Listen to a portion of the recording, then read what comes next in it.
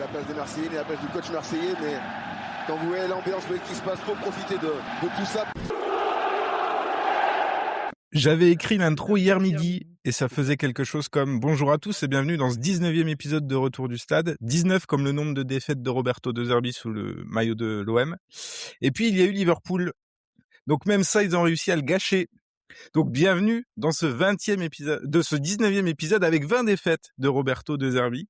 Compliqué à J+1, mais on va en débattre pendant une grosse heure tous ensemble. Et ce soir, on a un invité un peu spécial pour représenter notre coach. On a Maître Younes du barreau de Paris. Bonjour Maître, merci d'être avec nous ce soir. Bonjour à la défense et bonjour à l'accusé qui est sur le banc. La parole sera à la défense un petit peu plus tard dans l'émission. Et puis comme d'habitude, on retrouve la même équipe. Opti, Marwan, comment ça va, messieurs? Bah, écoute, ça va très bien. Curieux d'entendre, qui est-ce que tu mets dans le rôle du procureur? Ça m'intéresse. Si tu veux jouer ce rôle-là. Non, moi je demande. Peut-être C'est qu'Opti une candidature, je crois, Max. Mais j'ai un peu peur qu'on condamne directement Roberto si on te met procureur. Donc, Moi, personnellement, je m'estime observateur. Après, je sais que certains veulent plutôt me placer dans le camp de procureur. Je ne citerai pas de nom. les parties civiles. Non, ni partie civile, ni rien. J'observe, je commente. Je suis neutre. bon, on va voir si tu restes neutre pendant 1h30. C'est le challenge de la journée. Neutre, ça veut dire qu'on peut, voilà, de temps en temps. Moi, je pense, Opti, que si on te tire un peu les verres du nez, t'es pas si neutre que ça. Je pense que tu peux rejoindre le côté de l'accusation assez rapidement. En fait, tout dépend de quel sujet on parle, tu vois. Je peux me placer en tant que je peux me placer à charge et je peux me mettre aussi partie civile avec mon ami Younes selon ce qu'on évoque. Hein. Après, je pense que il va falloir être très bon dans l'exercice qu'on va livrer là, parce qu'il y a, je pense, beaucoup de choses à dire sur la prestation d'hier et il va pas falloir se tromper sur qui on jugera responsable de quoi sur la défaite d'hier, mais plus largement, je pense, sur ce qui nous plaît pas depuis le début de saison. Bien sûr. Il va y avoir de toute façon un gros temps Liverpool. On va même commencer par ça. Juste avant, on vous rappelle, retrouvez-nous sur toutes vos plateformes d'écoute préférées. Et d'ailleurs, merci parce que j'ai fait un petit tour dessus là rapidement. Et j'ai vu les stats. Et au-delà des stats, des gens qui nous notent à 5 étoiles, notamment sur Spotify. Il y a une 50aine de personnes qui l'ont déjà fait, donc c'est très cool. Merci pour ça. Ça nous fait monter un petit peu dans les référencements. Ça fait boule de neige, donc merci à tous et merci à tous ceux qui prennent le temps de relayer quand on sort les épisodes en nocturne, quand on sort les épisodes un peu n'importe comment avec un lien YouTube qui arrive des fois 48-72 heures après. On n'est pas les meilleurs en communication. On essaye de. Il y a peut-être des nouveautés d'ailleurs. On va pas en parler tout de suite, mais on tend quand même nous aussi à mieux lire nos matchs et à apporter quelques améliorations dans les prochains jours. Vous verrez ça sur les réseaux. Messieurs, Liverpool, on va commencer par ça. Je pense qu'on va mettre de côté le match d'Angers, qui est pas forcément d'actu. Belle victoire, très cool, contre une deuxième partie de saison. On en a vécu d'autres cette année. Je sais que Maître Younes, pour vous, c'est sans doute un argument, mais on y reviendra juste après. Non, mais j'ai bien compris le procédé. Ce qui est bien, on le reste tout de suite et on parle que du négatif, pas de souci. On va directement sur les matchs à charge. Non, mais pour être un peu sérieux, premier sentiment après le match d'hier. Déçu, pas déçu, frustré, pas frustré. Au coup de sifflet final ou à minima au moment du 3e but, quel était votre premier sentiment? Si je resitue un petit peu le contexte, je pense que c'est important de mesurer un petit peu ce que le match t'a apporté et les attentes que tu avais à l'égard de ce match-là. Moi, personnellement, j'estimais que c'était un match qui faisait office de test grandeur nature avec un large filet par rapport au barrage qui va potentiellement t'attendre en février. Et jouer une grande équipe comme ça, dans un vélodrome chauffé à blanc, c'était l'occasion un peu de se tester et de voir ce que cette équipe valait quand il allait falloir faire preuve d'un peu plus de courage, un peu plus de supplément d'âme que simplement réciter le dispositif tactique, l'animation offensive que tu as en place et le tableau noir du coach. J'ai été vraiment déçu hier, par le match. C'est pas un match que j'ai apprécié. Je sais que certains de mes congénères qui apprécient Roberto De Zerbi ont apprécié le fait que sur la première mi-temps, tu contiens plutôt bien cette équipe de Liverpool. Je trouve que tu leur offres typiquement ce qu'une équipe de sénateurs comme Liverpool l'est et une équipe en difficulté comme ils le sont, rêve d'attendre sur ce genre de match. C'est-à-dire que tu ne l'emballes pas particulièrement, tu ne les mets pas particulièrement dans un rapport de force, par rapport au fait que tu sois à domicile en livrant beaucoup d'intensité et cetera. Et je trouve que si je me mets à la place de Liverpool, c'est un match qui est assez confortable à gérer. Tu as une équipe qui joue au ballon tranquillement, qui décident de vouloir un peu dicter les temps forts et les temps faibles comme s'ils avaient l'expérience de faire ça, alors que toi, tu es plus accoutumé qu'eux. J'ai globalement pas du tout aimé la prestation d'hier. Je trouve que c'est dommage d'avoir raté ce rendez-vous. Après, il faut prendre un petit peu de recul sur la performance, la déception que ça peut engendrer, au coup de sifflet, parce que déjà 3-0, c'est un score qui est quand même, hyper large et je trouve plutôt flatteur pour Liverpool. C'est un match qui n'a pas trop de conséquences a priori sur ta qualification et surtout, Hem, c'est une équipe de Liverpool qui est quand même 1 ou 2 classes au-dessus de toi. Tu t'en es rendu compte, même un Liverpool malade est quand même bien au-dessus de toi, en l'état actuel de ton projet.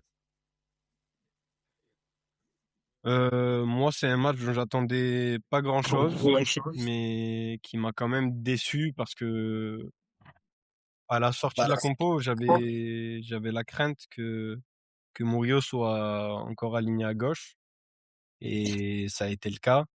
Et déjà que sur le papier, il y a un différentiel énorme sur les deux équipes. Je trouve que l'entamer avec un pattern et un choix qui a jamais été payant, ça te nuit.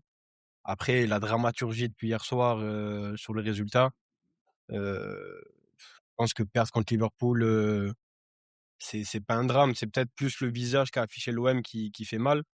Et le fait de même pas avoir eu le droit à une belle soirée européenne, tu vois, ou même en perdant, tu peux avoir quelques émotions.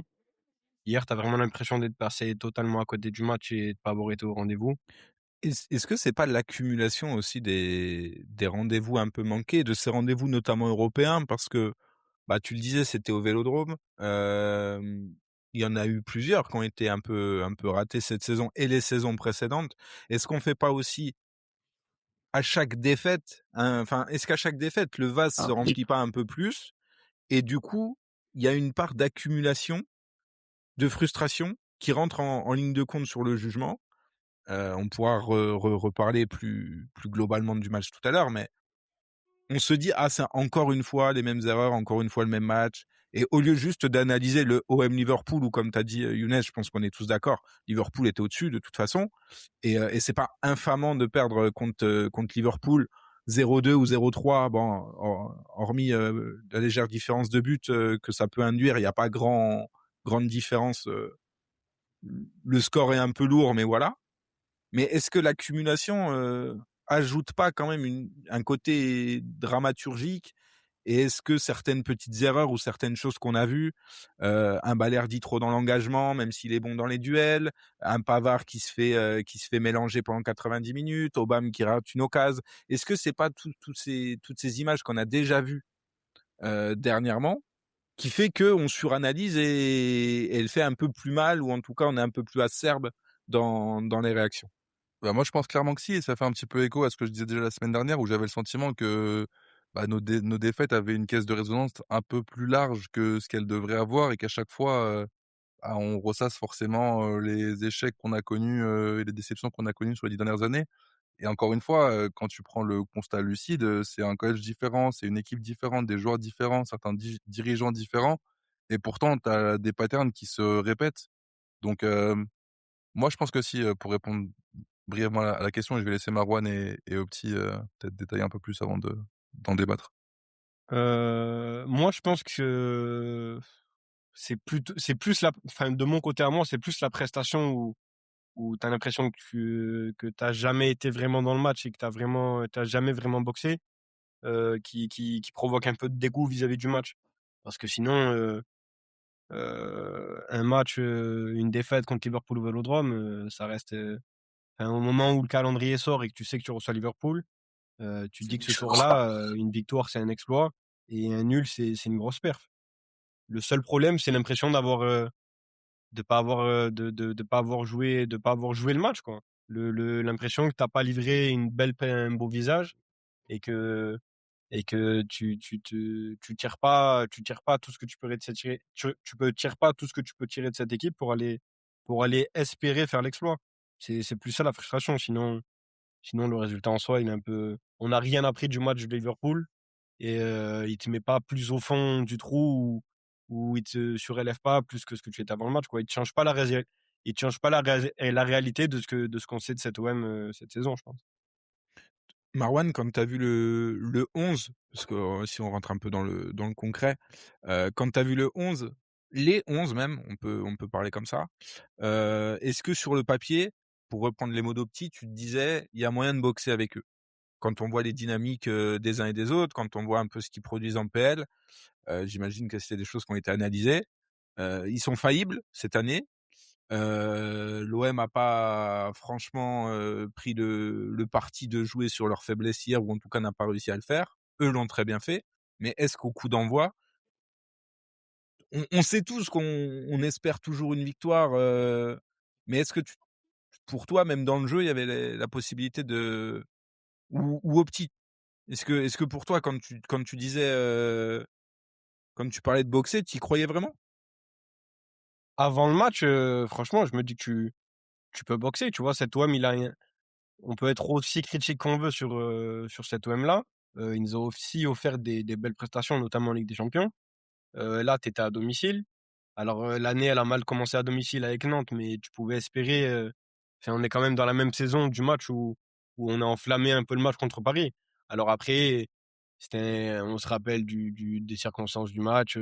Moi, je trouve que Paris avait été passé à côté de son match, mais si Paris passe à côté de ton match et que toi, tu fais pas le tien, ça peut être ça peut être anecdotique et Paris peut te marcher dessus quand même. Donc, moi, j'ai été déçu. Et en fait, surtout déçu de retrouver des trucs que personnellement, je trouve qu'ils ne marchent pas, tu vois. Le Murillo à gauche, c'est Après, même pas juste, parfait. je voulais rebondir sur ça 2 secondes, petit, parce que j'ai l'impression que tu as fait une fixette sur ce point-là et je vais pas, bien sûr, argumenter que c'était l'idée du siècle.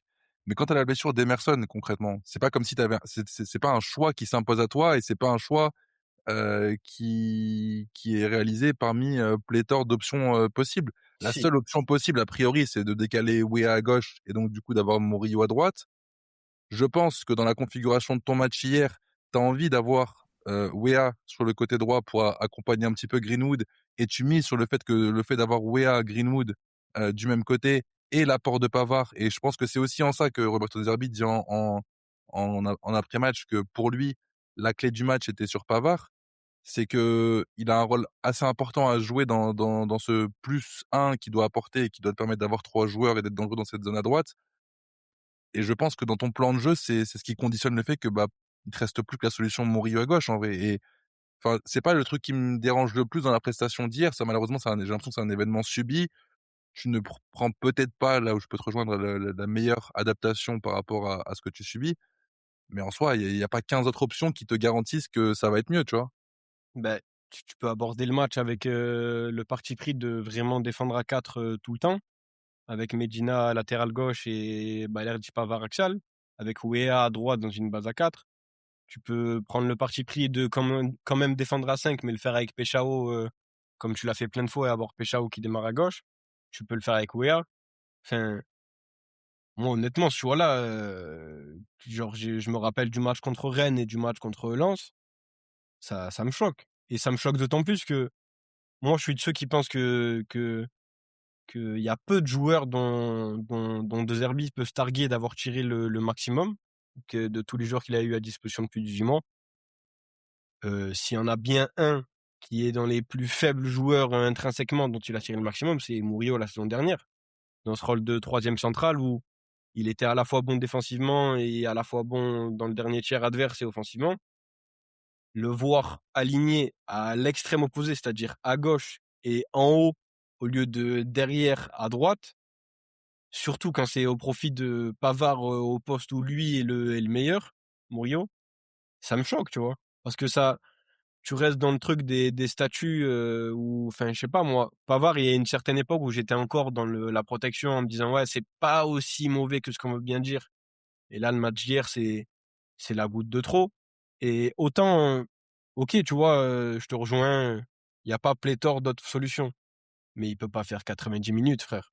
Ouais, sûr, c'est, c'est pas possible, tu as vu, parce que le nombre de situations où tu touches Murillo dans la poche à gauche, enfin, c'est pas joué en coup de cello, frère. Genre, tu vois, j'ai vu des discussions en disant, ouais, mais si toi tu le vois, De Zerbi le voit. Ouais, mais il l'a mis. Genre, moi, je veux bien qu'il le voit, qu'il sache que Murillo, c'est pas un joueur d'intérieur, que c'est pas un offensif. Mais la réalité du match, c'est que tu l'as touché plusieurs fois dans la poche à gauche, alors que c'est un joueur qui était intéressant l'année dernière dans la projection en deuxième lame. L'avoir en joueur fixe intérieur gauche ou couloir gauche avec Traoré à l'intérieur. Chez moi, j'ai trouvé ça, genre, j'en attendais rien et que ça tienne 90 minutes, j'ai trouvé ça, je sais pas, moi ça m'a choqué, tu vois. J'étais honnêtement choqué que ça puisse tenir, que ça soit reconduit et tenu 90 minutes, j'ai eu du mal à comprendre. On ne t'a pas entendu encore, Marwan, là-dessus. Est-ce qu'on ne touche pas là, entre guillemets, aux limites de la non-adaptabilité de Roberto De Zerbi, dans le sens où il y a des choses qui fonctionnent très bien avec Emerson, et on le sait qu'ils fonctionneront bien moins avec Murillo dans cette configuration-là, et inversement, ce que Murillo sait faire à droite, quand il n'est pas à droite, son remplaçant a parfois des difficultés à le faire, mais on s'évertue malgré tout à conserver ce schéma où le piston gauche, le piston droit peuvent quasiment arriver en neuf ou même devant Amine Gouiri sur certaines situations ou partir de très loin pour prendre une certaine profondeur qu'on n'a pas retrouvé en tout cas hier, où un petit peu sur le début de match, et puis on a bien vu qu'après pour Pavard c'était compliqué de faire les allers-retours très longtemps, et puis après on l'a quand même beaucoup moins vu dans la moitié de terrain de Liverpool au fur et à mesure que le match montait. Est-ce que là, on peut pas se dire, ok, ça fonctionne et c'est efficient quand tout le monde est à 100% dans certaines configurations, quand tous tes titulaires sont là. Pourquoi l'avoir tenté et l'avoir reconduit plutôt que, et là je reprends ce que tu disais au petit tout à l'heure, un schéma un petit peu plus traditionnel, peut-être une défense à 4 un peu plus basique, où tu sais que tu vas pas monter très haut, mais tant pis, parce que tu sais qu'en face, quand même, il y a trop de talent, et avec tout le respect que j'ai pour les équipes de deuxième partie de championnat de Ligue 1, qu'on bat pas toutes, toujours d'ailleurs, mais là, tu avais juste besoin d'un point. Est-ce que c'est vraiment se renier que d'aller chercher un point au forceps sans cette stratégie, mais un peu offensive, un peu hybride qu'on voit des fois avec Emerson notamment, et que seul Emerson arrive à faire à gauche, quoi. Le problème, c'est que tu as pointé des éléments qui sont justes, à mon avis. C'est que déjà, pour moi, c'était pas nécessairement la seule solution hier. On pouvait très bien jouer avec Murillo à droite, une charnière Balerdi-Pavard, et faire assumer à Medina un rôle un peu plus offensif qu'à l'accoutumée, ce que je pense qu'il est capable de faire dans une certaine mesure, peut-être pas avec autant d'aisance qu'Emerson, aussi haut sur le terrain, notamment dans son jeu de remise qu'on a vu face à Angers. Mais pour le coup, on aurait pu rogner un petit peu là-dessus pour éviter de mettre Murillo dans une position dans laquelle il n'a jamais été bon. Dans laquelle il n'a jamais été bon, tout simplement. Deuxième chose, c'est que si pour que ton plan fonctionne, tu as besoin, je sais pas, prenons l'analogie avec un photographe. Si tu sais uniquement prendre des photos quand tu es à la golden hour avec un smoking, et que là uniquement tu fais des belles photos, c'est que tu peut-être pas un bon photographe. Et le truc, c'est que s'il te manque uniquement un Emerson pour que tout soit chamboulé, et que tu dises ah bah zut, c'est dommage, Pavard n'a pas su faire ci, ça, ça et ça et ça, ça pose la question de la stabilité et de ta capacité à t'adapter, parce que mine de rien, et je dis ça avec beaucoup d'humilité quand même, quand tu es coach, ça doit être un aller-retour entre ton effectif et tes principes. Si c'est uniquement un aller simple où finalement tu mets tes principes, et si tes joueurs sont pas capables de t'adapter, c'est que c'est eux les nuls. J'ai du mal à souscrire à cette vision du football, et j'ai l'impression que le terrain aussi donne un certain nombre d'éléments de réponse. Moi, ça me dérange parce que dans une des précédentes émissions, je disais, voilà, De Zerbi, quand tu as des blessés, c'est c'est pas convaincant. Mais encore une fois, on l'a déjà vu avec son équipe au complet faire des matchs qui étaient grands cette saison. Real Madrid, Ajax, Newcastle, etc. etc. Même pas Newcastle, il n'y avait pas l'équipe au complet, pardon. Mais en tout cas, là, pour le coup, il avait une équipe plutôt au complet. Il manquait un seul élément. Qu'est-ce qu'on va dire? Est-ce qu'entre guillemets, l'explication elle doit toujours lui être favorable en disant bah ouais, mais tu dis qu'il est bon quand il est au complet, mais là, il était pas au complet, il n'y avait pas Emerson. S'il vous plaît, si tu as besoin Et Haggard. d'Emerson. Et Haggard, oui, bien sûr, Haggard. Mais je suis désolé, mais si tu as besoin de ça pour produire 100%, mais que si quand tu as un ou deux joueurs qui ne sont pas là, tu retombes à 20-30%, c'est qu'il y a un souci d'équilibre dans ton approche. Tu vois, et moi, hier, j'ai même pas forcément envie de parler d'individualité. On pourra pinailler, vous avez vu, j'ai parlé un peu d'Heubière, de Balerdi, etc., etc. Mais pour moi, c'est pas des éléments qui conditionnent ta prestation hier soir. C'est pas ça qui conditionne le fait que euh, au moins dans l'approche, tu es stérile. Alors oui, on pourra dire il y a des soucis de profil au milieu de terrain, comme je l'ai noté. C'est des joueurs un peu rigides, c'est des joueurs qui n'ont pas forcément de volume de jeu, etc., etc.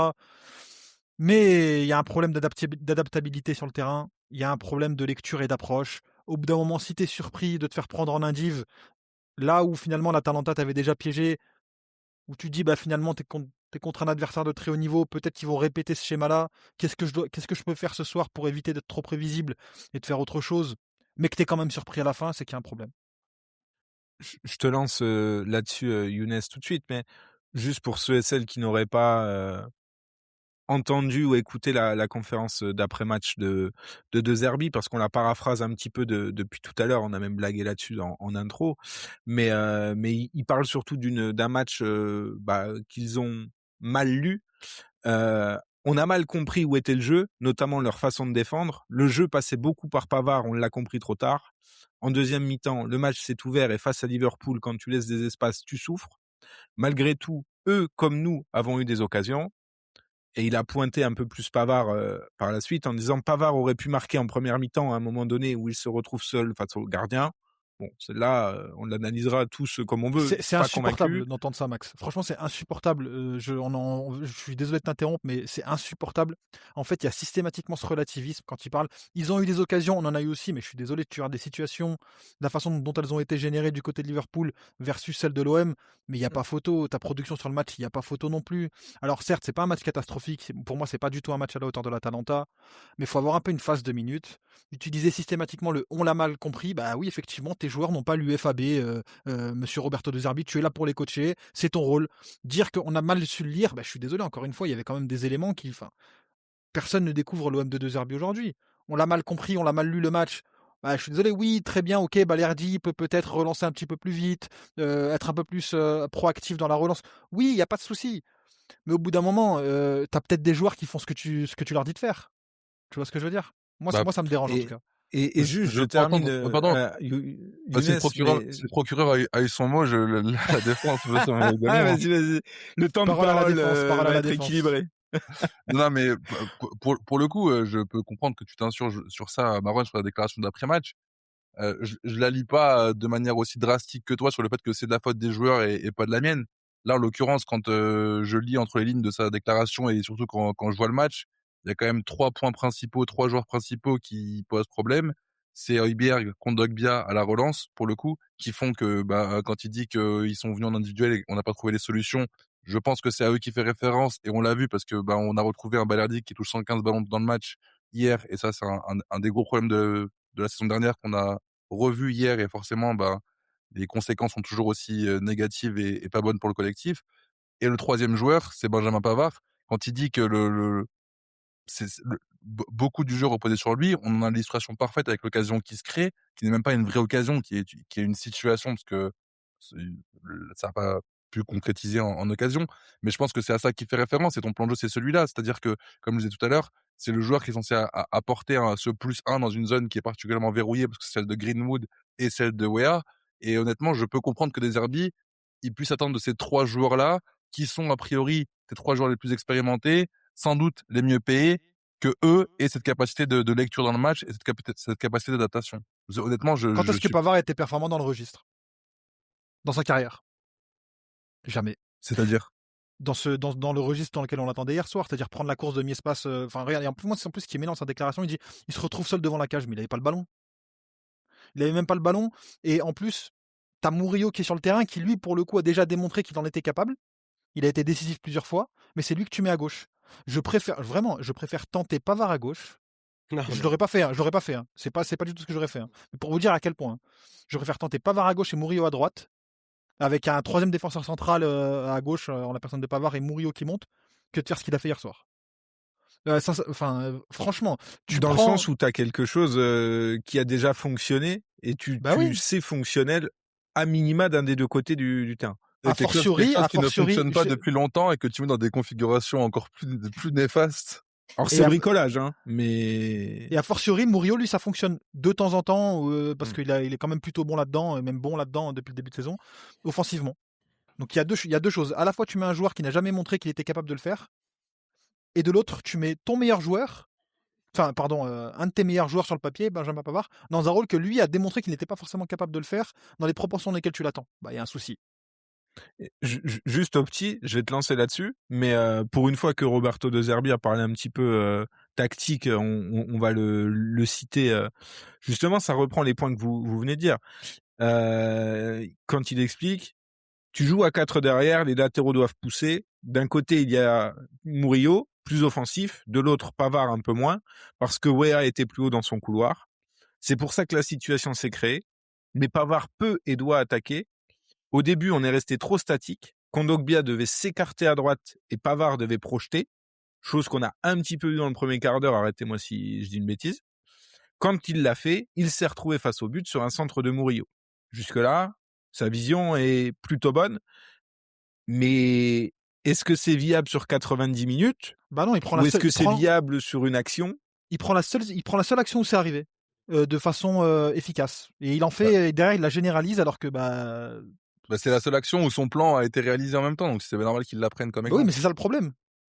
C'est que ça c'est pas arrivé à un autre moment, quoi. Après, moi, la déclaration, je la trouve floue parce que quand il dit ça doit passer par Pavard, il parle de quoi? Il parle de la première relance quand Pavard il est dans la base à 3, est-ce que tu dois sortir par là? Est-ce qu'il parle de quand Pavard est un peu plus haut, tu dois le toucher quand il est à la hauteur des milieux et qu'il est un peu dans son Je couloir? crois qu'il parle de la projection, ouais. Est-ce qu'il parle de à l'intérieur? Est-ce qu'il parle Il parle de la projection, je pense. Est-ce qu'il parle de, tu vois, c'est la projection arrivée dans le dernier tiers, mais pour que Pavard soit touché dans une projection dans le dernier tiers, il faut déjà que le ballon il soit arrivé à mi-chemin et qu'il y ait quelqu'un pour le toucher. Moi, honnêtement, l'occasion de Pavard, je crois que c'est la plus belle action de l'OM du match, parce que je crois que c'est un relais intérieur qui arrive à toucher Traoré à gauche. Et tu touches pas Pavard, mais c'est une action. Parce que sinon, l'autre action de la mi-temps, qui est ta seule frappe cadrée, je crois, en première, c'est Gouiri. le retour de coup de pied arrêté où Gouiri envoie une bastos qui peut faire but.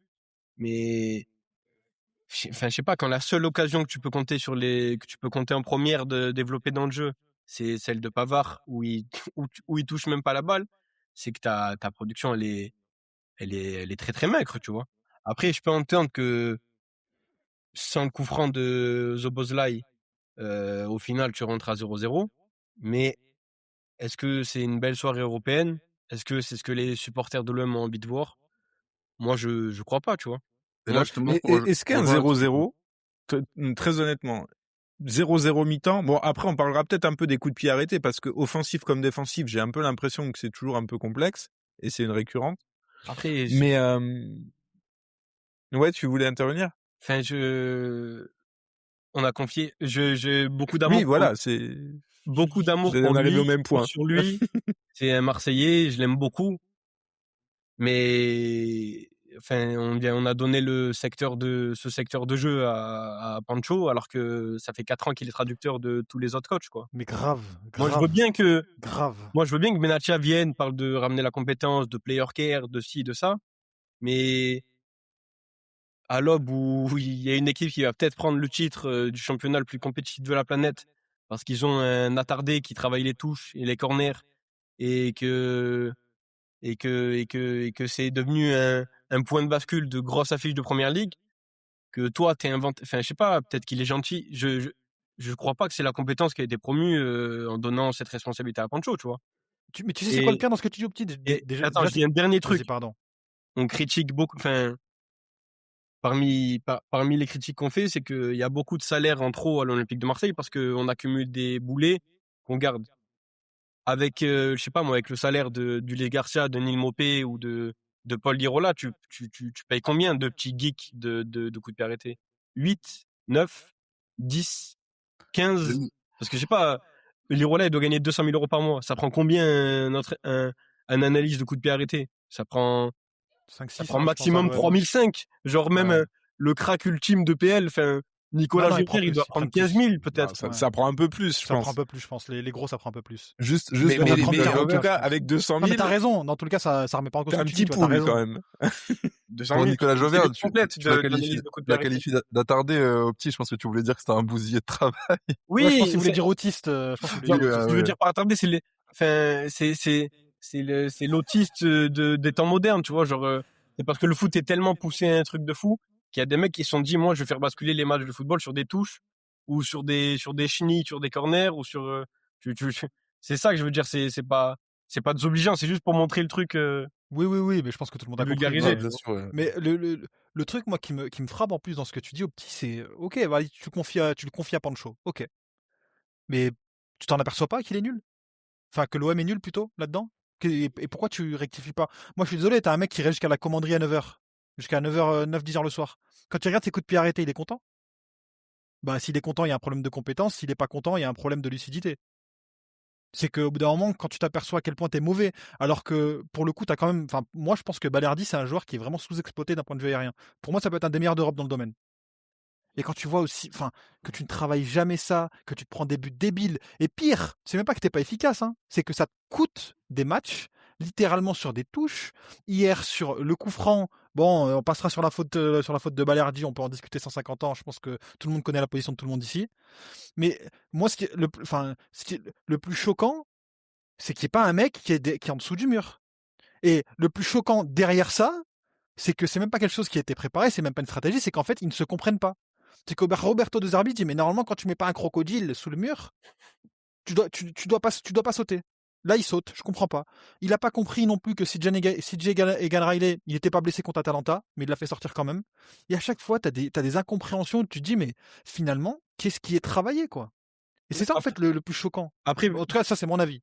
Juste pour dire, pour faire un petit léger mea culpa, peut-être que Pancho a planché le sujet à mort et que c'est un crack des coups de pied arrêtés. Je dis, franchement, je présume de rien. Peut-être que c'est une bombe atomique, tu vois.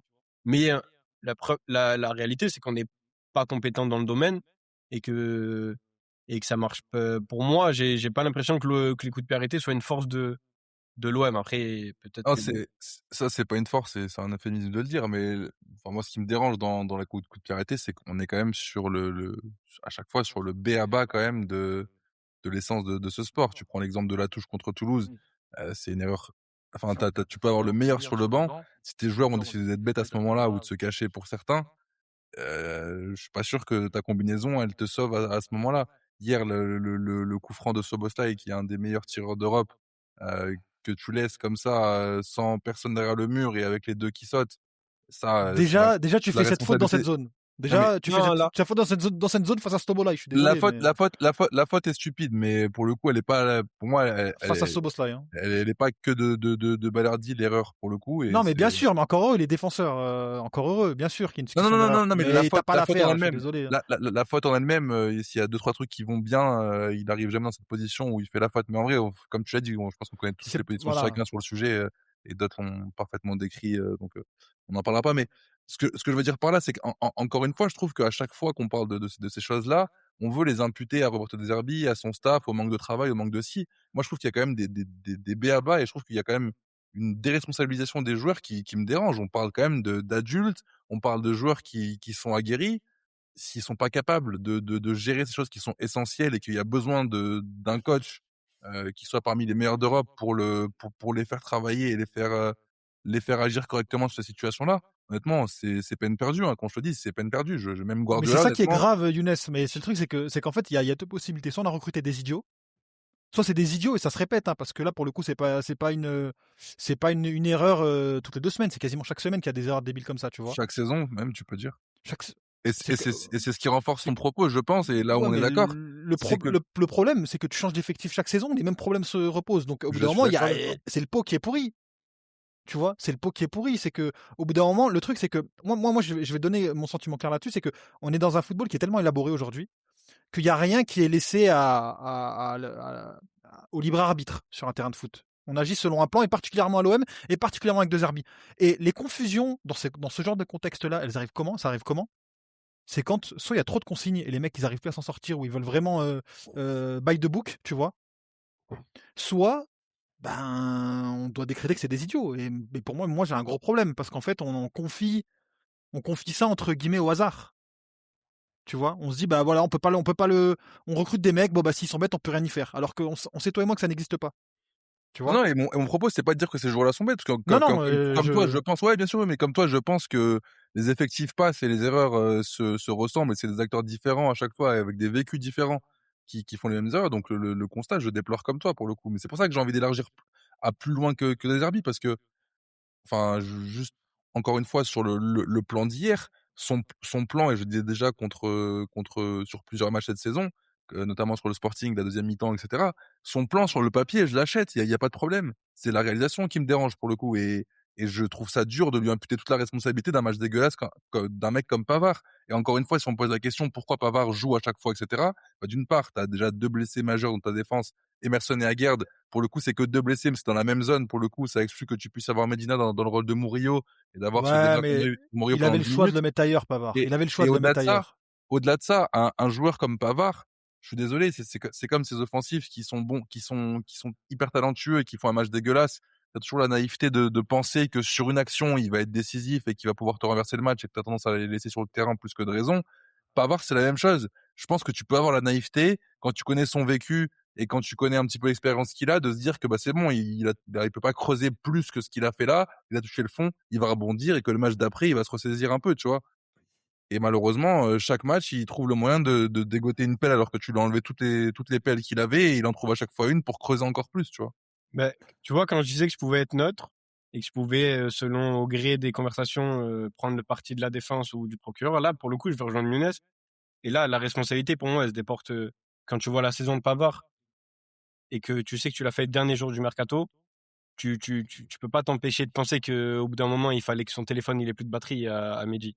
Parce que la réalité du recrutement de Pavard, au final, c'est que Murillo a été déclassé complet, alors que de tous les joueurs qui ont survécu de la saison dernière, c'est peut-être ton joueur le plus mid qui était le plus méritant à survivre à l'intersaison, à mes yeux, tu vois.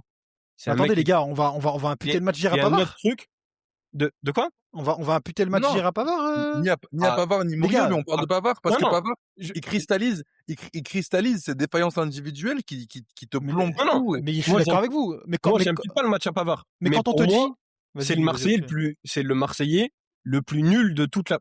Genre honnêtement, j'ai entendu parler de Medina. Je trouve ça lunaire parce qu'il a été à mes yeux sensationnel. Pour moi, Medina a été sensationnel. Balerdi, honnêtement, si c'est pas un mec qui cristallise les débats depuis 3 ans, personne parle de cette faute qui. Non, c'est pas vrai. Hier, j'ai eu une analyse vidéo professionnelle au téléphone, sans que je lui en parle, on m'en parle. Au bout d'un moment, les gars, j'ai même pas envie de me fixer sur Balerdi. Je te conseille la faute. Pour moi, il fait au-delà de ça, il fait un super match. Kondogbia Højbjerg, si ce n'est le fantasme des pros de Zerbi qui veulent à tout prix trouver des grosses lacunes à l'effectif, j'ai trouvé le match très bon. Des deux, genre. De Kondogbia et Højbjerg, t'as trouvé le match très bon? Frère, il est invisible, Højbjerg avec ballon. Les mecs ont. Mais attendez, mais les mecs, il a un ratio de possession gagnée et perdue supérieur. Il perd très peu dans le match. Il en ratisse plein. Mais encore heureux qu'il perde jamais des ballons. À quel moment Højbjerg est un joueur qui verticalise? Encore heureux qu'il perd pas les ballons. Déjà qui s'affaire à faire des passes verticales déjà, ou à être trouvé. Première période, il est complètement étouffé par l'individu de Liverpool. Il fait rien. Ouais, il a pas de volume mais ça c'est des solutions qui n'ont pas été trouvées collectivement. C'est un plan qui en était un autre. Mais individuellement, c'est pas le premier match où il est comme ça, Højbjerg. J'ai pas trouvé un Højbjerg défaillant.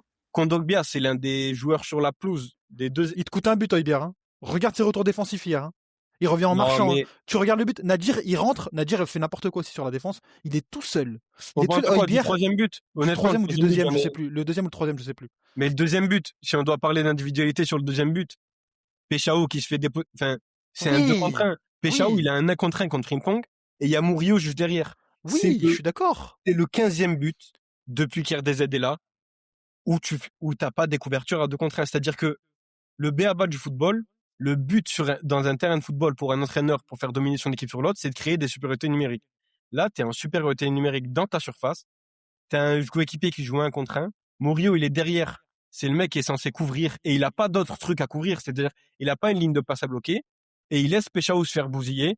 Mais c'est vrai, mais personne comptait ça au petit. Le truc, c'est qu'aujourd'hui, pour moi, Højbjerg et Kondogbia, c'est inadapté en fait dans ce milieu à deux. C'est pas des mecs qui ont suffisamment de mobilité. Et le truc derrière, c'est qu'il fait quand même ce choix-là. Alors, tu regardes Højbjerg hier ou sur d'autres matchs, hein, les retours défensifs, il les fait au petit trot systématiquement. Si le joueur n'est pas à proximité immédiate de lui, il ne défend pas.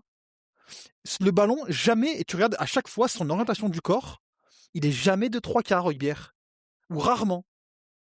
Il est systématiquement face à son défenseur. Parfois même, il ne choisit pas, il ne peut pas jouer l'évidence parce qu'il a le nez dans le guidon et que sa technique ne lui permet pas d'être fiable avec le ballon. Moi, c'est ça le problème que j'ai avec lui. Kondogbia, pour moi, il devrait même plus être à l'OM. C'est un joueur que j'aime bien, il n'y a pas de souci. On ne devrait même plus être à l'OM, Kondogbia. Aujourd'hui, tu te retrouves avec ces deux choix-là. Bilal Nadjiri fait un bon match face à Angers, fait même un très bon match avec des qualités qui auraient pu être utiles hier soir. Mais je pense que pour X ou Y raison, tu ne lui fais pas confiance parce que ceci, cela. Vermiren, apparemment, il est mort. On sait pas. Et t'as plein de choix comme ça qui conditionnent aussi ton match.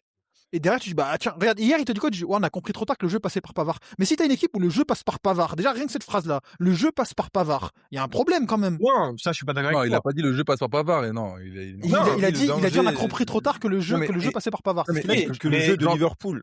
J'entends ce que tu dis sur Højbjerg et Kondogbia, mais en vrai, c'est ton double pivot qui fait le très bon match contre Paris il y a 10 jours de ça, Marwan. Mais qui font un bon match hier aussi, frère. Voilà, en fait, j'ai même pas de rentrer dans ce débat. Vous avez vos arguments chacun de votre côté. Même, prenons un peu de hauteur par rapport à ça. Au moment où tu fais ta compo, quand 10 jours avant, cette paire-là qui, sur le papier, j'ai rien à dire sur ce choix-là. Sont tes deux joueurs les plus expérimentés, les deux joueurs qui, en plus, 10 jours avant, t'ont apporté satisfaction et t'ont permis de livrer une copie plus que satisfaisante face au PSG. Je suis désolé, mais je crois que je suis suffisamment bête comme des Herbis pour pouvoir mettre les deux aussi. Non, moi, c'est un choix que j'avais anticipé aussi. C'est un choix que j'avais anticipé aussi. Mais pas parce que je le voulais, parce que je sais que De Zerbi va le faire. J'avais mis un tweet là-dessus. Mais parce qu'il est légitime. Mais même contre le PSG. Mais il est ultra légitime. Il est légitime pour les gens qui veulent voir qu'il est légitime. Le football, c'est une question de sensibilité. Moi, c'est pas ma sensibilité, ce double pivot, tu vois. Non, mais... Moi, je trouve qu'il y a un gros problème dans la couverture des espaces de la part des deux joueurs. Même contre le PSG Trophée des Champions, il y avait déjà un souci avec Kondogbia là-dessus. Il a fait un bon match, il n'y a pas de souci, avec le ballon, il a cassé des lignes, etc. Mais dans la couverture des espaces, c'est des joueurs qui ont du mal et tu dois courir pour eux. Sauf que si tu as deux joueurs, tu dois courir pour eux, qu'est-ce qui se passe derrière? Vous l'avez dit vous-même, Balerdi fait cette faute-là, pourquoi? Parce qu'on a deux joueurs au milieu de terrain qui sont pas capables de cadrer les espaces comme il faut. Et moi, le truc, c'est qu'en fait, ça se répète tellement qu'on a dépassé la simple responsabilité individuelle. Moi, Højbjerg, je m'attends pas à autre chose aujourd'hui. Mais justement, moi, je suis d'accord avec toi sur le. Je rejoins ceux qui disent que la faute, elle n'incombe pas que à Balerdi. Il y en a qui vont parler du casting. Moi, honnêtement, si les équipes, enfin, je sais pas moi, branchez-vous Retafe en Espagne ou les équipes de Catetancio en Italie ou les équipes qui arrivent à bétonner leur garde avec des effectifs de seconde classe. Défendre, c'est le truc qui coûte le moins cher dans le football et il faut pas des qualités de dingue pour défendre un bloc regroupé. À la limite, tu me dis, tu peux pas faire la guerre à Liverpool sur l'entièreté du terrain. Je peux entendre que tes individuels peuvent te faire défaut. Mais hier, on se fait transpercer. On est dans nos 30 mètres. Il y a tout le monde qui est derrière le ballon. Ne me parlez pas de Højbjerg ou Kondogbia. C'est collectif. Il y a un souci il y a un souci collectif de savoir quelle zone occuper, par où les chasser, par où les repousser. Je suis d'accord avec toi là-dessus. Sur ça, je suis d'accord d'accord avec les toi. individualités. Je suis d'accord avec toi. Liverpool, à chaque action où vous avez envie de te balader à l'intérieur, ils t'ont baladé à l'intérieur. Alors, ok, il y a Wirtz, ok, il y a Szoboszlai, ok, il y a Maka, il y a que des joueurs de classe internationale. Moi, de ce que je sais, je regarde pas tous les matchs de Liverpool, mais de ce que je sais de la saison de Liverpool, il y a des mecs qui ont su leur imposer des bagarres, des clubs de première ligue, qui ont réussi à les boxer. Et la réalité, c'est qu'ils sont venus au Vélodrome, ils ont pas pris de coups, genre. Ils ont pris 3 coups sur 90 minutes, au point où on fantasme l'occasion d'Aubameyang à 2-0 à la 92e. Ouais, ok. Ouais, si ça, vous voulez. Ridicule, ça. Ridicule, ok, pourquoi pas. Mais pour moi, on est à la limite du délire. Genre, c'est limite psychiatrique quand tu veux imputer Aubameyang de quoi que ce soit hier. Genre. Ouais, après, juste, pardon, sur Liverpool, Opti, mais je pense qu'on a tellement projeté cette rencontre que depuis le tirage au sort fin août, on regarde un peu les performances de Liverpool depuis le début de saison. Ça fait quand même 10-12 matchs qu'ils vont bien mieux, hein, nos amis de Liverpool. C'est pas le Liverpool d'octobre-novembre qui se faisait taper Mais par le premier venu, tu vois. je te dis pas qu'ils étaient Mais prenables à mort et ou non, non, bien sûr. je te Non, dis mais que tu les as pas boxés du tout, tu vois? ouais, mais parce que les équipes qu'ils ont boxé avant, dans un autre contexte, c'est un Liverpool un peu plus malade que ce qu'on a Bon, vu après, hier ils ont fait soir. 3 matchs nuls contre des équipes de bas de tableau en PL, là, récemment, hein. Sur les 5 derniers matchs, je crois que c'est 3 matchs nuls contre Ouais, de la même Burnley. manière que Je me demande si c'est pas les Wolves aussi? Je dis pas de bêtises, je sais de la plus, même faudrait manière que regarder. tu as perdu contre Nantes toi avant et ça Bah oui, rejoint un petit peu ce que Deserbi dit avant le match et ce que Benatia dit aussi au micro de Canal juste avant et c'est aussi en ça que je sais pas réellement où est le problème, mais il est clairement dans le vestiaire et de la responsabilité des joueurs. C'est que quand l'entraîneur lui-même ne sait pas quelle équipe il va avoir et qu'il te le dit avant le début du match, sa principale mais crainte, c'est son problème à lui, ça. Tu peux pas dire que c'est les joueurs, ça. C'est son problème à lui. C'est lui qui mais gère ce groupe. c'est son problème à lui, mais s'il n'arrive pas à trouver les solutions par rapport à un truc qui est aussi profond Bah, il après avoir démissionne. essayé 1 million de trucs, Bah, il honnêtement, démissionne. S'il sait pas, il démissionne. Non, mais je suis désolé. Moi, en fait, regarde, je peux te si tu retrouver veux, 4 ou 5 déclarations où il dit, déjà la saison dernière, il dit, bah, je sais pas c'est quoi le problème. Peut-être qu'ils ont besoin de psychologues. Et ça, je suis désolé. Ça, la communication, les gars, il y a pas de, quand tu regardes la communication du gars, il arrive toujours à remettre la responsabilité sur les joueurs, avec en plus des techniques que je trouve assez lâches d'un point de vue communicationnel. Quand tu dis que tes joueurs ont besoin de psychologues, tu commences à psychiatriser le débat et tu dis pas, oh les pauvres, ils ont un souci. C'est ce que ça veut dire, c'est ils ont un problème mental. Et quand systématiquement, moi j'ai écouté, je sais pas si vous avez écouté l'interview avec Cassano. Pas tout. J'ai écouté la VO, Oui. etc., etc. Et il fait pareil. Le mec, aujourd'hui, ça fait 1 an et demi qu'il est à l'OM. Il dit, je ne sais pas, c'est quoi le problème. Mais pars, t'es payé à résoudre le Mais problème. Pars si tu sais pas le problème. j'ai une question pour vous trois. pardon, J'ai une juste question pour pour vous répondre à ça, trois. Max, en 2 phrases, mais c'est en ça que je diverge avec Marwan. C'est que si seulement, s'il pointait simplement du doigt les problèmes qu'on a et qu'il disait j'ai pas de solution. Moi, j'ai le sentiment depuis le début de voir des solutions essayées. Même l'année dernière, quand il dit un problème psychologique, il y a eu ces retiros, il y a eu ces discussions dans le vestiaire qu'on nous a rapporté, etc. Je vois bien qu'il essaie de mettre des choses en place. Même sur cette saison, il y a 1000 trucs que je pourrais te Ça a citer. fonctionné ou pas? Même, mais justement, c'est ce que je te dis, ça ne fonctionne pas. Mais le jour où Quelqu'un qui il ne dira sait juste, pas et quand il agit, ça ne fonctionne pas. Qu'est-ce qu'on en fait? bah, on doit continuer d'essayer. Qu'est-ce qui te garantit qu'avec Non. un autre, ça fonctionnera mieux et plus vite? Alors, c'est vrai, mais par contre, je peux te garantir qu'avec un autre moins payé et avec moins d'attente, t'as au moins les mêmes résultats. Ça, Regarde, moi, ouais. oui, ça, peut-être. Moi, sur ça, je te rejoins. Mais la réalité, c'est que genre, tu vois, là, tu poses la question de la démission.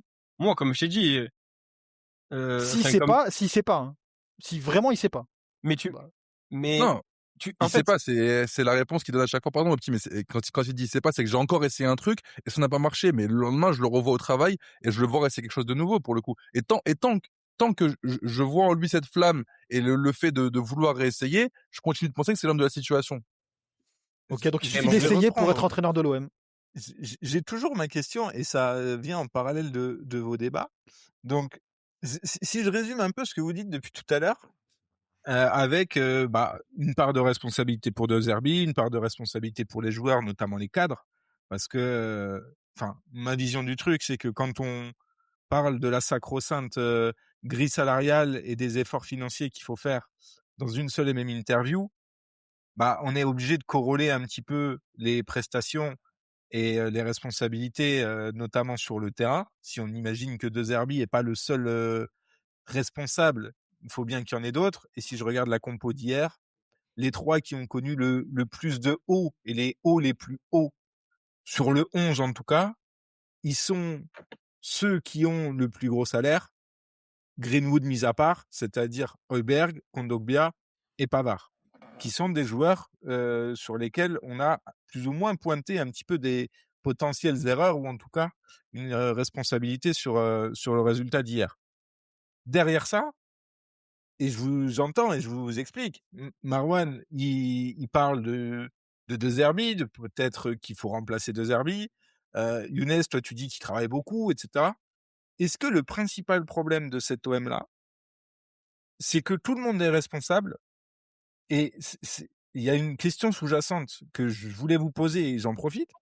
Est-ce que le vrai problème de nous supporters, c'est que ce club ne vit pas dans le fait de donner perpétuellement des espoirs à ses supporters? Sur des one-shots, comme hier, on vit une super soirée européenne, Imaginons, fiction, tu bats Liverpool, t'es qualifié et t'as battu Liverpool. C'est un truc, dans 5 ans, 10 ans, on racontera. Ça ne s'est pas produit. Les mercatos, l'ambiance globale, l'hystérie un peu générale autour des mercatos. Quand c'est mauvais, on dégage et il y en a toujours des meilleurs qui reviennent et les meilleurs d'aujourd'hui seront les indésirables Pourquoi il y a de de demain. l'hystérie, Max? Je te pose la question à toi. Pourquoi il y a de l'hystérie sur les mercatos? Pourquoi il y a de Récemment. l'hystérie sur les mercatos? Sincèrement, je pense que il y a une frustration qui est générée et j'en reviens à la frustration, de la question de la frustration et que je vous ai posée tout à l'heure. Pour moi, il y a 10, 15 ans, sans titre, ça, à mon avis, c'est le plus gros problème. Il y a une frustration qui s'accumule parce que tu as vu, sur ces 15 années-là, des opportunités de gagner des titres, galvaudées. Tu as vu des saisons Ça, partir c'est en vrai depuis fumée. 2-3 ans, Max. Pourquoi les gens ils sont Ouais, mais c'est une accumulation, tu vois. Ouais, mais les gens sont contents des mercatos dernièrement. On est d'accord ou Alors, pas?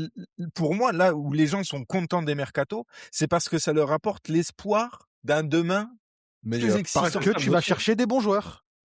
Parce que tu vas chercher des bons joueurs. Alors, et c'est là où, à mon sens, il faut aussi regarder en arrière. Et c'est pour ça que je posais la question sur Twitter. S'il y a des gens qui me suivent et qui écoutent, ils l'auront vu et ils m'auront peut-être répondu. Est-ce que tous les joueurs qui sont passés par l'OM depuis 36 mois, ou 48, allez, dans ces joueurs-là, est-ce qu'il n'y a pas des joueurs qui sont titus hier et qui t'apportent plus de garanties? Ça, tu vois, Max, c'est un truc, j'ai vraiment à cœur d'y répondre parce que c'est un truc, moi, qui m'insupporte qui m'insupporte, tout est relatif, on parle de football, mais que vraiment je n'apprécie pas autour de ce débat-là, c'est qu'à chaque fois, en fait, c'est la même boucle. Mercato de zinzin, Mais je suis d'accord avec toi. performance moyenne, ah non, en fait, c'est le mercato qui était nul. Et on se demande jamais comment est-ce qu'ont été utilisés ces joueurs effectivement. Et de façon générale, la frustration entre espoir et résultat, c'est lié justement à cette dissonance entre les attentes et ce que tu vois sur le terrain à l'OM depuis des années, des années. Oui. Et parfois, il y a des balances où il y avait des attentes qui étaient trop hautes par rapport à l'effectif, parfois c'est le contraire. D'accord? Pour moi, c'est le contraire actuellement. Pour moi, le truc, c'est qu'il y a des attentes qui sont légitimes par rapport aux moyens que tu mets, par rapport à une concurrence qui est moins forte qu'avant, par rapport à un football qui se moyennise, et pourtant, même en mettant les moyens et en ayant l'équipe pour faire, tu n'y arrives pas. Mais le truc, est-ce que l'OM, justement, est pas à sa place? non, Dans le sens où... ben non, non, en fait. Et est-ce que top 20, top 25, avec des joueurs aujourd'hui, quand tes leaders sont Kondogbia, Højbjerg, Pavard et Greenwood, si on reprend, entre guillemets, les statuts par salaire. Ouais, mais c'est pas ça. Tu sais très bien Kondogbia, c'est pas un exactement leader. ça. C'est pas un leader sportif, Kondogbia, aujourd'hui. Bah, oui, mais en tout cas, tu es obligé de le compter. Et en tout cas, force est de constater que quand il est apte, il joue tous les gros matchs. Titulaire. Donc, il faudrait vérifier, mais c'est on vrai ne en le général. considère pas forcément comme leader, j'ai l'impression qu'il est considéré comme un leader. Tu vois, il se fait jamais bench par Vermaelen dans un immense match. Je crois qu'il a quand même fait quelques bancs, mais c'est vrai qu'en général, tu as raison, oui. Et aujourd'hui, avec Højbjerg, Pavard, Kondogbia, allez, Greenwood, Balerdi, Roulis, tu prends une grande colonne vertébrale où tu peux même ajouter Aguerd. Est-ce que tu peux légitimement postuler à mieux que top 20, top 25? Ligue des Champions, uniquement Ligue des Champions. Mais pourquoi uniquement Ligue des Champions? Pourquoi uniquement Ligue des Champions? Parce que pour moi, le principal problème, il est dans les compétitions nationales. Non. Pour moi, c'est les deux, c'est partout. Aujourd'hui, les gens ils se satisfont de la place de l'OM en Ligue des Champions, mais tu dois être classé plus haut. Le Sporting, tu les as tournés chez eux. Pendant une demi-heure, tu les as tournés. Et par contre, après, on doit dire non, mais les gars, c'est normal, regardez l'effectif. T'es capable de tourner le Real sur quelques séquences. T'es capable de faire les matchs que tu fais contre le PSG. T'es capable de tourner le Sporting qui aujourd'hui est top 8 dans des scénarios qui, certes, sont les scénarios qu'ils ont eu. Non, mais juste, je te coupe un Ron. Faut qu'on arrête avec le fantasme du déplacement à Bernabéu. Genre, c'est un match où on avait eu de belles séquences, où on a eu le droit de rêver. Au premier quart d'heure, ouais, je suis d'accord. Ouais, mais moi, j'ai parlé de séquences. Mais la réalité, moi, j'ai parlé de séquences. Non, mais on prend 35, frère. Genre, il faut arrêter de fantasmer le fait qu'on a rivalisé avec avec Madrid. Ils t'ont torpillé, Rouli, T'aurais pas pu le gagner le match? Oui, tu peux. Oui, t'aurais pu le braquer. Oui, mais moi, qu'est-ce que j'ai dit au petit? Moi, j'ai parlé de séquences. Quand tu montres certaines séquences, pas le match, je te parle, parce que c'est vrai que le match aurait pu en prendre au début, mais ils auraient pu en prendre aussi. Aubameyang qui loupe, par exemple, des situations qui ont été mal gérées, c'est dans les deux sens. Alors oui, c'est pas équilibré, je suis d'accord avec toi. Ils en ont 5 là où ils en ont 7 là où t'en as une. Et ils ont un penalty donné par l'arbitre. Tu vois, genre, ce que je veux dire par là, c'est que je pense que la médiane de l'OM, c'est pas les séquences à Madrid, c'est pas le bon match contre Paris au Trophée des Champions. La médiane de l'OM, c'est beaucoup plus bas que ça. Mais regarde, Bien sûr. non mais regarde, pour moi, aujourd'hui, l'OM doit être une capable qui joue régulièrement comme la première mi-temps face au Sporting. Ouais, mais en fait, Oui, mais c'est le pas la problème, réalité. Mais La même Mais, réalité, le bah c'est problème, oui, aussi, bah oui. c'est aussi des galères contre le PFC à Mais je suis domicile. d'accord avec C'est toi. des défaites immondes. Mais pour moi, c'est pas ça, c'est pas une juste retranscription de la qualité des joueurs. Pour moi, c'est la retranscription d'un coach qui n'arrive pas à en tirer. Ça, je suis d'accord, je suis pas sûr. Pour moi, regarde, et je vais te faire une phrase après, je vais vous laisser en briller, les gars. Pour moi, imagine, voilà, t'as 100% d'utilisation des joueurs. Pour moi, aujourd'hui, De Zerbi, il en utilise 30, même pas. Et il est là le problème, c'est que moi, Mais quand on est-ce que parle les de joueurs sont Højbjerg, à 100 aussi? Parce que il faut pas, il faut bah pas attends, tout le monde devient nul en trop signant l'OM. Alors, non mais je suis pas le plus grand fan de Zerbi, et ceux qui écoutent les podcasts toutes les semaines voient bien que je ne suis pas, je peux pas prétendre à la place de Younes. Mais à un moment donné, il faut arrêter de déresponsabiliser les joueurs. Et je pense que, encore une fois, quand on Ah. fait, quand il y a des procès sur certains joueurs qui sortent et qui fuitent, peut-être aussi de la part du club à certains moments, et notamment en période de mercato, quand Oui, le club, oui. Non tu- mais oui, je suis d'accord. tu rends oui, des joueurs indésirables oui. sur des faits sportifs, alors qu'il y en a d'autres qui coûtent plus cher et qui sont plus mauvais, et qui sont tout le Mais temps t'as là, et raison, que- Max, sur ça. C'est le club en Et- général. Mais moi, je vais te Eh rappeler ben- une séquence, Max. Je vais te rappeler une séquence. Une séquence qui, pour moi, fait Vas-y. que De Zerbi peut pas être dédouané de ça. La séquence Mais sur joueurs en Ismaël plus, c'est Koné. ça le truc. La séquence Bien sur sûr. Ismaël Koné. À l'entraînement. Ou parce qu'il ne joue pas en une touche de balle. c'est banal, ça, frère. C'est pas banal. Non, je suis désolé, c'est pas banal. Je suis désolé, Ah c'est bon. pas banal. Le Il y a- mec, c'est banal. Hein. Non, c'est pas banal. Ah, je suis désolé. Derrière, après, ça finit en transfert. Hein. Derrière, ça Oui, finit en mais parce transfert. qu'après, Attends, peut-être que- je rappelle juste la séquence pour que ça soit audible, tu vois. Vas-y. Il y a un exercice. Koné ne joue avec trop de touches selon De Zerbi. De Zerbi s'énerve avec des insultes, ce qui peut être banal dans les clubs. Ok, il y a pas de souci là-dessus, etc., etc. Koné répond, dit, je ne peux pas jouer. Je pouvais pas jouer, donc je suis obligé de multiplier les touches de ballon. De Zerbi lui dit, dégage, va à la douche, en gros, plein de fois. D'accord. Derrière, c'est pas juste une altercation où les mecs s'expliquent derrière, c'est que Koné derrière, il est transféré. Koné derrière, il est transféré. Et c'est Mais par il est rapport pas à ça. transféré, Il est il est transféré. transféré, Eh ben si. si. Je veux lui mettre un coup de tête. Eh ben non. Parce que Mais attendez, ça dans le même- non, les gars, il est transféré à cause de cette séquence-là. Mais non. Et dans quel Mais il est monde l'entraîneur, il transféré vient faire parce que limite c'est un pas front frère. contre front? Pardon. Mais bien sûr que pardon, si. mais- pas, frère. Mais attends, mais pardon. peu importe. Avant Pardon, cette peu séquence-là, importe. avant cette séquence-là, il s'était pas imposé, ce mec. Mais on s'en fout, peu Pardon. importe. Et Il est et vas-y, transféré je- parce qu'il joue pas à Greenwood. Regarde, Greenwood non mais il s'embrouille avec Højbjerg. je termine, les gars. Dans quel monde un entraîneur vient limite faire un front contre son joueur? Mais Tudor, il en a fait 8, frère. Et Tudor, il est où aujourd'hui? Mais ça, c'est pas le propos. Et ça s'est passé comment à l'OM, Tudor? Bon, mais ouais, après, tu Eh ben voilà, mais pas voilà. la saison Tudor non plus. Mais la réalité, c'est, on s'en fout. Ça, c'est un genre, toi, C'est ton pas un trans- épiphénomène. C'est pas un épiphénomène. Mais Moi, c'est- je suis désolé. Je vois très bien le fil conducteur entre un entraîneur qui au bout d'un moment, quand il y a un petit truc qui dépasse par rapport à son idée en tête, il va fumer les joueurs, et des Ouais. joueurs qui, derrière, n'arrivent pas à se décoller de leur bouc sur le terrain. Moi, je vois très bien le lien. Et derrière, regarde, limite, il va faire un front contre Ismaël Koné. Et derrière, il est transféré. Moi, je suis désolé. Oui, mais il est transféré à Rennes, qu'il a pas toujours conservé. jamais. Et là, Mais il on a s'en fiche. Sassuolo, C'est pas ça le il est problème. sous, tu vois. Greenwood ça le problème. qui s'embrouille avec Højbjerg, qui s'embrouille avec ton leader de vestiaire à ce moment-là, il s'est rien passé. Le joueur, il est fort, t'en as besoin. Bah, il a fait du banc. Des choses, c'est un épiphénomène à l'échelle du C'est pas vestiaire. du tout un épiphénomène. Parce Et que, bah, mais non, c'est pas du tout un épiphénomène. Et ça se relève avec quoi? Moi, la communication, elle est scandaleuse qu'il a en conférence de presse. Régulièrement, quand ça va pas, il allume les joueurs. Systématiquement. Et je suis désolé, le fil rouge, il se trouve très bien avec un club qui, en général, quand ça va pas bien sportivement, c'est les joueurs le problème. Et moi, regarde, pour revenir à ce que tu disais tout à l'heure, Younes, quand tu disais, oui, non, mais au moins il essaye, donc moi, tant qu'il essaye, je suis là. Mais en fait, s'il essaye systématiquement dans le même sens, c'est-à-dire secouer les joueurs, et il se dit pas, bah, peut-être que c'est ma méthodologie le problème. Au lieu d'arrêter de multiplier systématiquement les solutions à destination du mental des joueurs. On va faire un Richiro, on va aller à Malmort. Ouais, mais peut-être que c'est la façon dont tu leur parles, la façon dont tu hystérises ta communication, ton management. Peut-être que derrière, tu as des joueurs qui sont apeurés mentalement sur le terrain. La vérité, Marouane. En fait, Crois qu'il y a- Attends, Younes, je me mets partie civile, je te rejoins. il y a juste une question. La que robe, j'avais posée pour le une coup. deuxième robe arrive dans la conversation. Non, mais il y a Je te juste jure, tu vas aimer que je te coupe. Allez, vas-y. Tu crois qu'il y a combien de joueurs de l'effectif qui connaissent les déclarations de De Zerbi après le match d'hier? Moi, Genre, je pense qu'ils les connaissent tous. Je crois que Rulli, il est pas au courant qu'il a dit que. Frère, il y a des Moi, joueurs de Rulli, il est l'effectif même qui connaissent pas mes au courant tweets et qui qu'il a connaissent évo- tes tweets. Hein? Il y a des frères il y a des gens de l'effectif qui connaissent tes tweets, qui connaissent mes tweets. Pourquoi est-ce qu'ils ne connaîtraient pas ce que l'entraîneur dit en conférence de presse? Les gars, Ouais, ils savent tous les joueurs. Je vais te Et répondre c'est par la- répété, et le pire, tu sais quoi? C'est que c'est répété et déformé par leur entourage. C'est ça le je vais pire. te ré- je vais te poser une question très simple et très naïve, Marwan. Tu sais à peu près à quoi ça ressemble un joueur qui est démotivé par son coach. Tu sais comment ça se passe. J'ai la pas dit qu'il réponse était des joueurs. démotivé, moi. Hein. Non, mais Moi, je dis qu'ils avaient peur, c'est démotivé, différent. atteint, pas d'accord avec lui, C'est pas qui n'aime pareil. pas ci, qui n'aime pas C'est ça, pas pareil. tout ce que tu veux. Quand des joueurs, quand un vestiaire sature d'un coach et ne veut plus d'un coach, crois-moi, l'entraîneur, il passe pas plus de 15 C'est jours. pas pareil. Et J'ai pas dans dit ça, n'importe moi. quel club qu'il Alors, soit. j'ai pas dit ça, moi. J'ai Là, pas dit qu'il y je avait une rejoins Younes. saturation. Mais, La mais réalité, personne n'a dit c'était- ça, les gars. Vous répondez à un point que personne n'a formulé. Bah, t'as dit que tu voulais qu'il démissionne. Mais là, ça n'a rien à. Alors, j'ai pas dit ça. J'ai dit s'il Non. ne sait pas et que les solutions ne fonctionnent pas, j'ai dit Non. qu'il démissionne. Non, Non, mais ça n'a pas de ok. rapport. tu dis, non, mais tu penses, alors, je vais expliquer pourquoi je pense que tu as dit ça.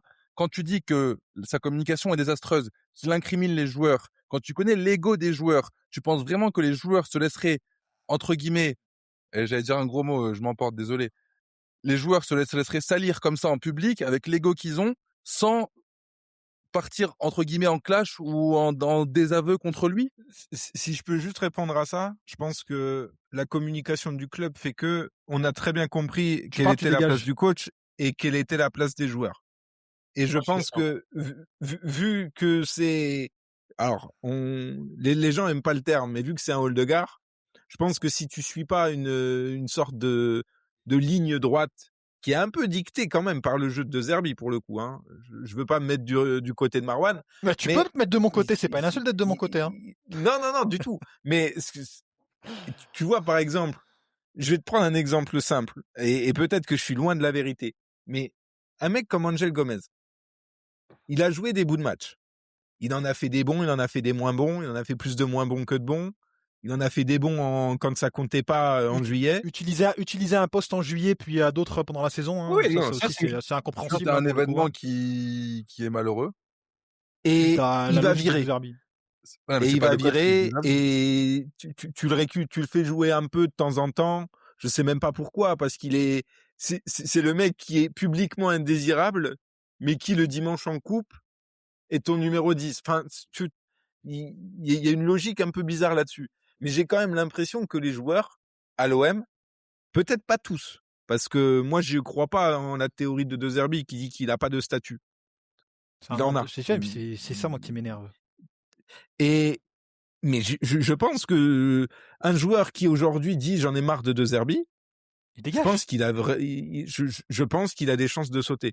Ouais, je pense Mais que comme un Gabriel, joueur qui dirait j'en ai marre de Mehdi, comme un mec qui dirait oui vous interférez trop, je sais pas. Un frondeur aujourd'hui, Oui, il y a pas la place pour la fronde à l'OM. Justement, Que ce soit bien je sais ou pas bien, c'est pas le débat. Mais il y a on pas parle la pas de place la pour la logique d'un fronde. frondeur. On parle pas de la logique d'un frondeur ou d'une brebis galeuse. On parle d'un groupe qui serait lassé de voir son coach constamment les vilipender et les mettre eux face à leurs responsabilités et eux face à leurs défauts. Moi, j'ai tendance à croire que, pour avoir vu assez de situations similaires dans le football, que les vestiaires, ils savent se nouer quand c'est dans leur intérêt. Quand leur ego est porté et un peu jeté en pâture sur la place publique, ils savent se liguer contre un entraîneur. Et crois-moi qu'un vestiaire de football sait faire partir un entraîneur, aussi important Ça soit-il dépend. à l'échelle du club, etc. Ça Et- dépend. bah, Ça et- dépend. Et Marwan, de la même manière que je peux comprendre qu'on déplore que hier il cite le nom de Rulli ou le nom de Pavard, tu vois. Mais dans la même manière, dans la même soirée, il te dit je sais pas quelle équipe je vais avoir et il s'inclut lui. Genre, tu vois, il est. Ah, mais, non, mais ça, je suis désolé, les gars. Vous êtes malins quand même. Quand il dit je sais Ça pas va. quelle équipe je vais avoir, c'est pourquoi il dit ça? Pour remettre la responsabilité sur les joueurs. Non, Parce mais que les joueurs, entre guillemets, non, qu'est-ce que je veux dire? il À chaque fois, ils me mettent dans la merde. Il dit genre Mais je sais plus quel match récemment contre Nantes. La vérité, le match m'a dégoûté et Il le j'aurais prend été pour lui. enclin à lui sauter à la gorge. Et il a dit, c'est de ma responsabilité qui cavale. Et Bielsa était le maître de ça. Il dit si mes joueurs ne courent, alors que c'est le Mais c'est b.a.-ba pas de ça qu'il dit. l'engagement et que tu peux accréditer ça seulement à l'intégrité du joueur. Bielsa, c'était le maître du si mes joueurs ne courent pas, c'est ma faute. Sauf que Bielsa Et le Biel- croit quand il parle. Hum Et De Zerbi n'a pas le Et- crédit. et- De Zerbi n'a pas le crédit pour être comparé à Bielsa. Et surtout, Non, quand je tu dis dis pas que- jeu, il suffit pas de dire jeu pour s'inclure dans la responsabilité. Si t'as un Ah, gosse de contre match, Nantes, je t'invite à relire la déclaration après Nantes, qui est Mais le match le plus mais- honteux depuis son arrivée. Il a dit, il parle pas que des joueurs, frère. Genre vraiment, il a parlé, il a pas dit ouais, il faut un psychologue. Après Nantes? Je crois. C'est après Nantes qui dit ça. C'est après Nantes qui dit ça. C'est après Nantes, il dit ouais, je sais pas. En fait, il suffit pas de dire jeu pour s'inclure dans la responsabilité. Il faut le faire Oui. honnêtement. Quand tu dis jeu, c'est comme imaginons demain tu fais une connerie. Imagine, je sais pas moi, et quelqu'un me demande, il fait bah je sais pas quoi faire avec Opti, il est comme ça. Hein. Hmm. Je dis jeu, mais implicitement je te fais passer pour un débile. Oui, ok. Allez, vas-y.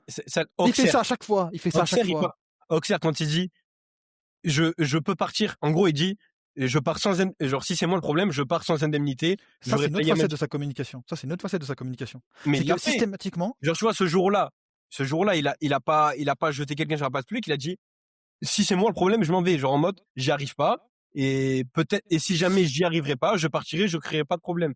Genre... Non, il a dit si les gens les pensent. veulent me dégager. Il a dit si les gens pensent que c'est moi le problème, je pars. Il a pas dit si je suis il a pas dit je suis le problème, donc je pars. Il a dit si les gens pensent. C'est qu'en fait, lui, si ça ne marche pas, ah mais regarde, mais ça aussi c'est représentatif de sa communication. C'est que lui, dès que ça marche pas ou dès qu'on remet en cause ses méthodes, il le prend personnellement.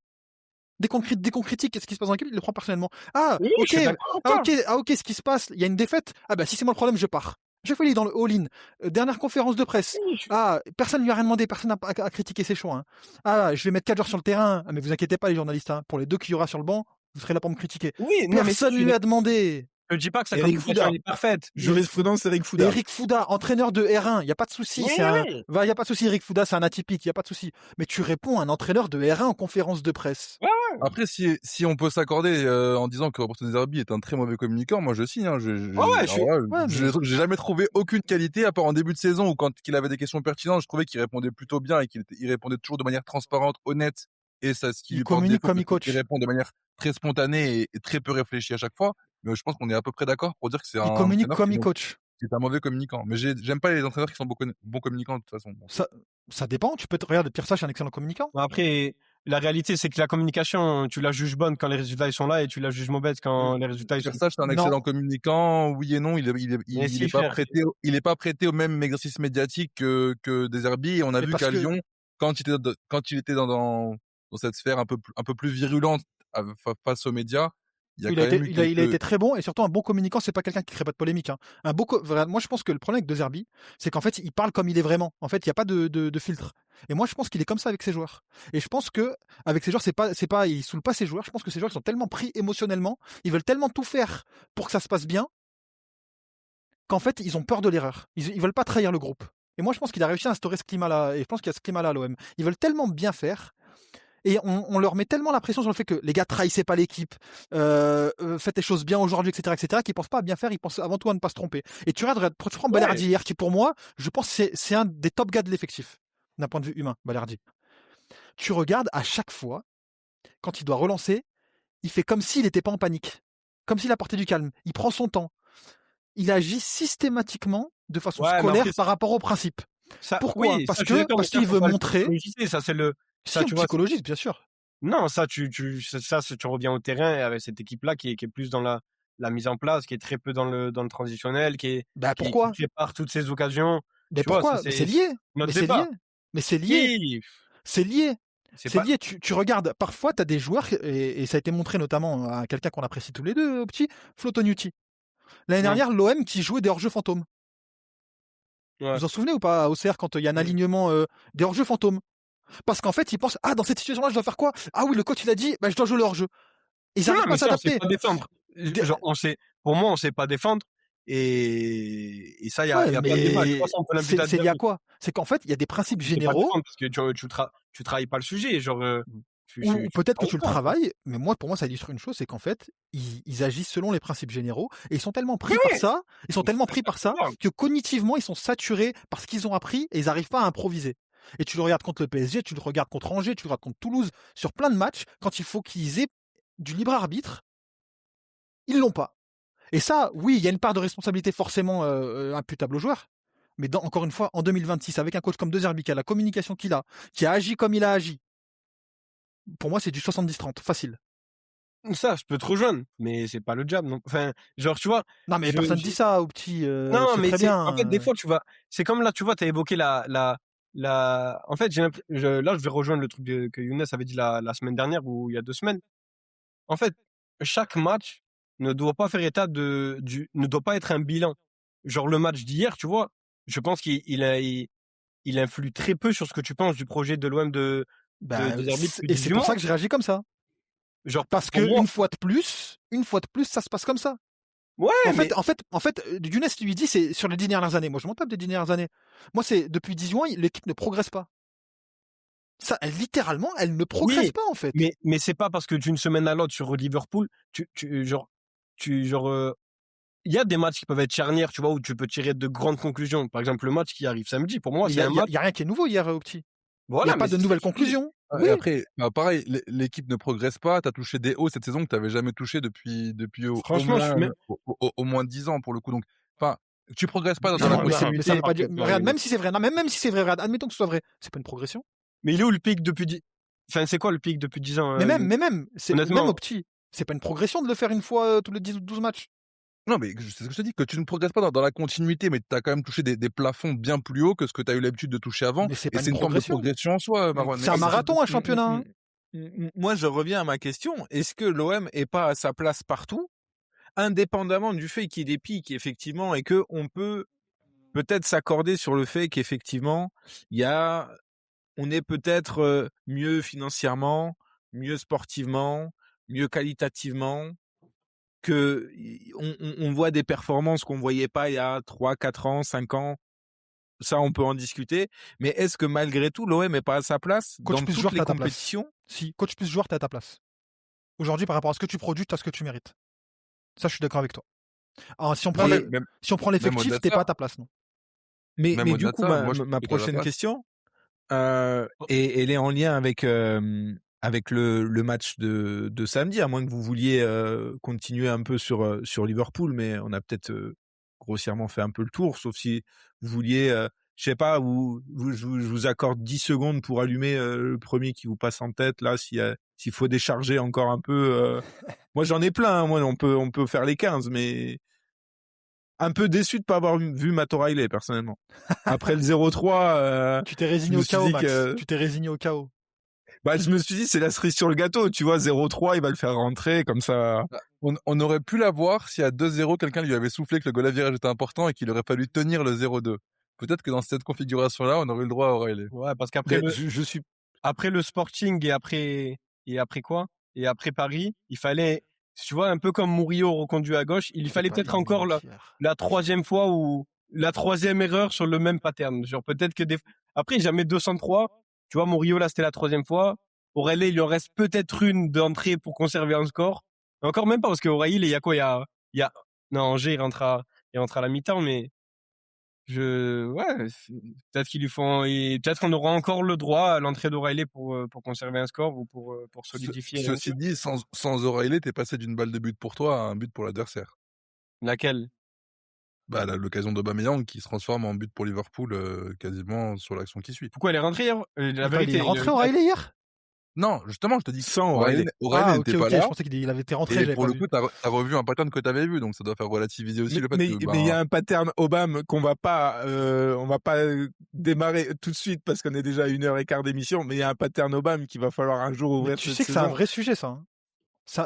Et qui, pour le coup, n'entache pas ce qu'on a dit il y a quelques semaines sur la grandeur du mec et le respect qu'on peut avoir, etc. Mais il commence à y avoir une compile de ratés qui devient. Elle est sévère. Franchement, elle est sévère, moi, je trouve. Moi, je la trouve hyper sévère. Les gars, je trouve qu'elle équilibre la compile de buts.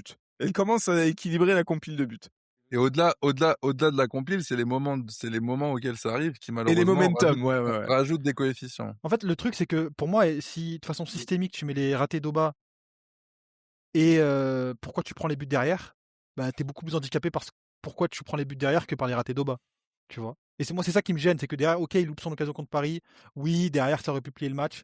Mais ce qui te plombe la saison, c'est ce qui arrive derrière, tu vois, c'est pas le raté d'Oba. et pour le coup, hier, Après, c'est sur ce qui te plombe chez Oba, je crois pas que ce soit plus c'est raté que. C'est un débat pertinent aussi à avoir, tu vois. jeu. C'est un débat pertinent à avoir, tu vois. C'est un débat pertinent à avoir. après, tu vois, Mais ça me choque pas non plus, perso. genre pour le coup, hier, déjà, je pense que même s'il marque, ça a peu d'influence sur le résultat final, à part si l'OM enfile direct un but, j'y crois pas trop. De 2, il y a corner, donc on peut même pas la juger comme Paris où tu vois, si Paris, tu obtiens un corner où tu mets en 6 mètres, tu as l'action qui est finie, donc elle redémarre pas sur une transition de ballon en jeu. Et puis surtout, oui, quand t'as qu'une seule frappe cadrée en seconde mi-temps depuis la surface adverse, oui, tu risques de rater comme un truc Mais grave. dingue. Mais Mais si t'as grave. 7 frappes cadrées dans une même mi-temps, bon, allez, 7, c'est peut-être contre Liverpool, ok, c'est peut-être un peu exagéré. Mais tu vois, si t'en as pas qu'une en seconde mi-temps, peut-être que tu les riches pas en... Le match m'a dégoûté. D'ailleurs, c'est un super retour ou c'est vraiment Bam qui la loupe? J'ai pas regardé le ralenti. Ah, et tu tires sur le goal, quoi. Ok. Je pensais Mais que un peu mou. C'est un Bah, peu... disons que si c'est l'échauffement et que le gardien te donne pour consigne de lui tirer dessus, c'est une super frappe, vraiment. Ok. Ouais, bon. Ok. Après, Ekitike, il a un face-à-face, il la met pas, tu vois, genre, Attends, il a un face-à-face qu'il la met pas, le ballon il est parfaitement roulé dans la lucarne, Il les fait 5 un match centimètres aussi. trop à droite. Ouais, mais Ouais, enfin, genre honnêtement, on peut juger Obama sur sa production, son apport au jeu, et sur le nombre de matchs où il t'a plombé. Si on le juge à la finition, les gars, on a 9 points en Ligue des Champions. Allez voir où on a pris les points et avec des buts et des passes d'Etki, genre. ouais, et ça Exactement. empêche pas que tu pourrais être à 12 ou à 15 s'il avait un peu plus de consistance Ouais, si techniquement c'était un dans top ce qu'il 5 attaquant en apporte. Europe, on serait à 12-15, ouais. Ah, pour moi, avant de Et parler de Non, ça, je parle sans d'autre être. chose. Hein. Je parle Bah, d'autre chose. non, Hein. parce que regarde, au final, le match d'Amin Gouiri, on l'a pas évoqué hier, mais d'ailleurs, je pense qu'il a touché un peu de son plafond de verre pour l'instant. Il n'a pas été très bon hier et pour plein de raisons, peut-être après, il qu'il touche est en pas phase de beaucoup de repli ballons, aussi, enfin, tu etc. vois, c'est dur Et de... peut-être que c'est juste trop pour lui, Quel, pour le coup. quel ballon il c'est touche pas aussi. trop, c'est que la Non, production quel ballon il d'équipe, touche. mais, enfin, Dans quel collectif il Mais, joue hier, Gouiri, sincèrement? mais, justement, il le bonifie trop souvent, le collectif, pour que je dise. Mais d'ailleurs, mon les gars, il y a un joueur qui m'intéresse qu'on aborde, c'est Rouli. Rouli, moi hier, dans ses sorties, je l'ai trouvé à la ramasse. Je Bah, l'ai trouvé à la ramasse et je trouve que c'est récurrent dernièrement où il va faire des sorties et il capte jamais le ballon. Il le boxe dans des zones étranges où il est pas très serein S'il le touche. s'il le touche. s'il le touche. Et je Et trouve s'il n'y a ça. pas incompréhension avec un ou deux défenseurs. Mais en fait, le problème de Rouli, j'ai un peu l'impression aussi que c'est le problème de l'OM, c'est qu'il n'y a pas de match médian. C'est soit des matchs Exactement. qui sont très hauts Et c'est et pour ça. sur lequel tu te dis, waouh, il te sauve la mise sans lui, tu prends l'eau, etc. Top gardien, c'est des perfs qu'on racontera encore Grave. dans 5 ans. Ou alors, il te plombe complètement le match et c'est un bas très bas. Et un match comme hier, c'est très compliqué c'est à la fois compliqué de l'incriminer, mais tu peux pas non plus dire tu prends 3-0, il fait pas une parade décisive à un moment et il est pas ultra rassurant. À un moment donné, tu peux pas le mettre dans les tops non plus. je pense Mais que c'est un peu, pour faire le parallèle avec la saison de Chevalier à Paris, c'est un peu pareil. Alors, à la différence qu'il y a peut-être plus de bons chez Rouli et genre, la balance penche plus du côté de Rouli pour le bon. Mais tu vois, c'est pareil. Chevalier, typiquement contre nous, enfin, en trophée des champions pour le match caritatif, il fait un match sensationnel alors que une semaine après, il il est au meeting est du RN. Ah, non, pardon, excuse-moi, mauvais sujet. deux. J'ai Il est dit au une semaine meeting après, il du est au RN, meeting il du a dit. RN. Non, en plus, en vrai, premier degré, je crois au fait qu'il est mis un mauvais like au mauvais endroit ou que c'est éventuellement CM qui veut pas mettre dedans. Mais peu Ah, après, importe. l'algorithme lui a proposé une vidéo que mon algorithme ne me propose pas ne me propose pas personnellement. Après, moi, Non, j'ai plus des après, bon, on vidéos peut en débattre de ça, mais bon, il y a moi, aussi j'ai des vidéos de petits chats, des vidéos d'action de football, moi j'ai des des singes, mais il y a aussi, vidéos de singes, tu vois. il y a aussi un commentateur, un gars qui commente l'OM qui est abonné à Jordan Bardella. Il est au Vélodrome et il commente l'OM. Voilà. Mais ça, c'est un sujet pour un autre soir, peut-être. Ils ne feront pas la chasse ce soir. Exactement. Pour reprendre ce que tu disais tout à l'heure au petit, le match de Liverpool, il ne change pas pas drastiquement ta saison. Le match de samedi, pour vous, est-ce qu'il change drastiquement la saison en fonction Oui, du résultat? oui, oui. Et alors, j'imagine que c'était un peu une question rhétorique. Et comment, du coup, on l'aborde dans une semaine où un peu plus, si on regarde un peu plus haut, comment on l'aborde dans une série qui va t'emmener de la Ligue des Champions à la Coupe de France avec des objectifs parce que j'imagine que si tu fais pas top 24 dans une semaine, on va faire un podcast ce qui sera peut-être le dernier, ce sera peut-être censuré très rapidement Moi, je vais entendre par les Younes là-dessus. plateformes Moi, je vais derrière. entendre Younes parce que j'ai besoin d'espoir, là. Je vais entendre Younes sur Lens. J'ai besoin d'espoir, là. Et ouais, tu vois, enfin, moi alors un peu peur. C'est le côté, c'est le très pessimiste Maxime qui vous parle, mais en fait, je me dis que dans 4 matchs, la saison de l'OM, elle est peut-être. Alors, j'ai confiance dans l'idée qu'on va faire ce 16e de finale, donc ça me rassure un peu. Mais j'ai un peu peur que tant en championnat par rapport aux adversaires qu'on va jouer, tant dans ce match contre Rennes au Vélodrome qui me fait très peur, parce que j'en ai vu des comme ça arriver en Coupe de France, que dans l'enchaînement, moi ça me fait un peu peur que mi-février on se dise bon bah voilà. Bon, vivement le mercato d'été, on va commencer à se réexciter sur 3 noms, on va retrouver 3 indésirables et Ou un puis coach. on repart sur une boucle, quoi. Je pense qu'il faudra quand même quelques semaines avant qu'on se remette à s'exciter sur le mercato. Mais pour te répondre, Max, et puisque Marwan du coup voulait m'entendre, de manière transparente, je transpire pas l'optimisme pour samedi. Mais je pense que c'est quand même une grave erreur de vouloir calquer ce qu'on a vu là contre Liverpool à la projection de ce qu'on va faire du match contre Lens. Pour moi, le match contre Lens, c'est une réalité complètement différente. Allez, je vais peut-être dire ça un peu pour vous titiller un petit peu, mais je pense que j'aurais été peut-être plus inquiet du match contre Lens si on avait fait un très bon match hier soir et qu'on avait réussi à battre cette équipe de Liverpool, parce que j'aurais eu réellement peur de l'enflammade.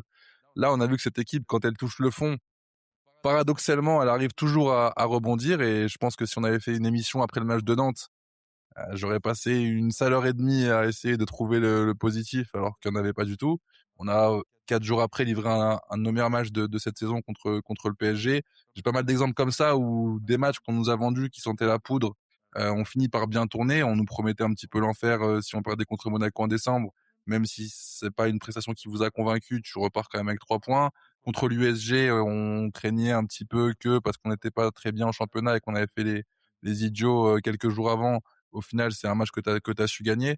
Donc j'ai quand même confiance, en l'entraîneur, ça vous l'avez compris, en ce groupe pour pouvoir se remobiliser et faire très vite table rase de ce match qui doit être anecdotique contre Liverpool hier et qui est juste un beau rendez-vous manqué mais qui n'a aucune conséquence sur la suite de la saison.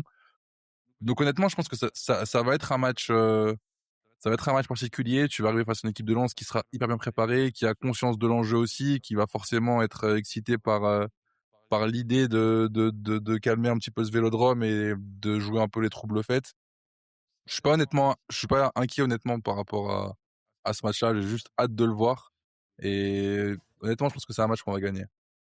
Je sais pas encore trop sur quoi je me base pour dire qu'on va le gagner, mais j'ai confiance en la force de ce groupe et les pics qu'on a touchés tout à l'heure quand vous disiez et vous déploriez à juste titre qu'on n'arrive pas à avoir de continuité. Je pense que le fait de toucher assez fréquemment ces pics dans une saison, ça te permet quand même d'avoir des points de référence qui sont importants, et je pense que ça va nous servir samedi dans le match contre Lens. Je vais parler avant de laisser la parole à Marwan qui risque de nous promettre une soirée difficile ou qui s'attend à une soirée difficile, je pense. Moi, honnêtement, je sais pas quoi. De la même manière qu'RDZ, je ne sais pas à quoi m'attendre, quoi. Je ne sais pas si je vais avoir. Je ne sais pas quelle équipe de l'OM je vais avoir. Est-ce que c'est celle de. Je vais pas dire celle de Nantes ou d'Angers, parce que celle d'Angers, ça suffira. Genre, aussi haut on place la première mi-temps, Lens est un tout autre adversaire.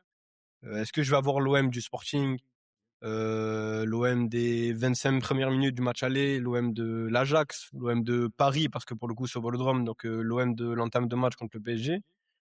Ou est-ce que je vais avoir l'OM des 60 autres minutes contre Lens, de Lille, de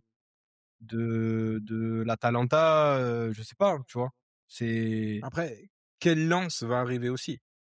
Parce que, alors, grand respect pour ce qu'ils font, sincèrement, et on l'a déjà dit ici en plus, même si on les voyait peut-être légèrement plus s'effondrer dans les points, ou en tout cas on avait peut-être un peu misé là-dessus, et on verra si ça se produit à partir du mois de février.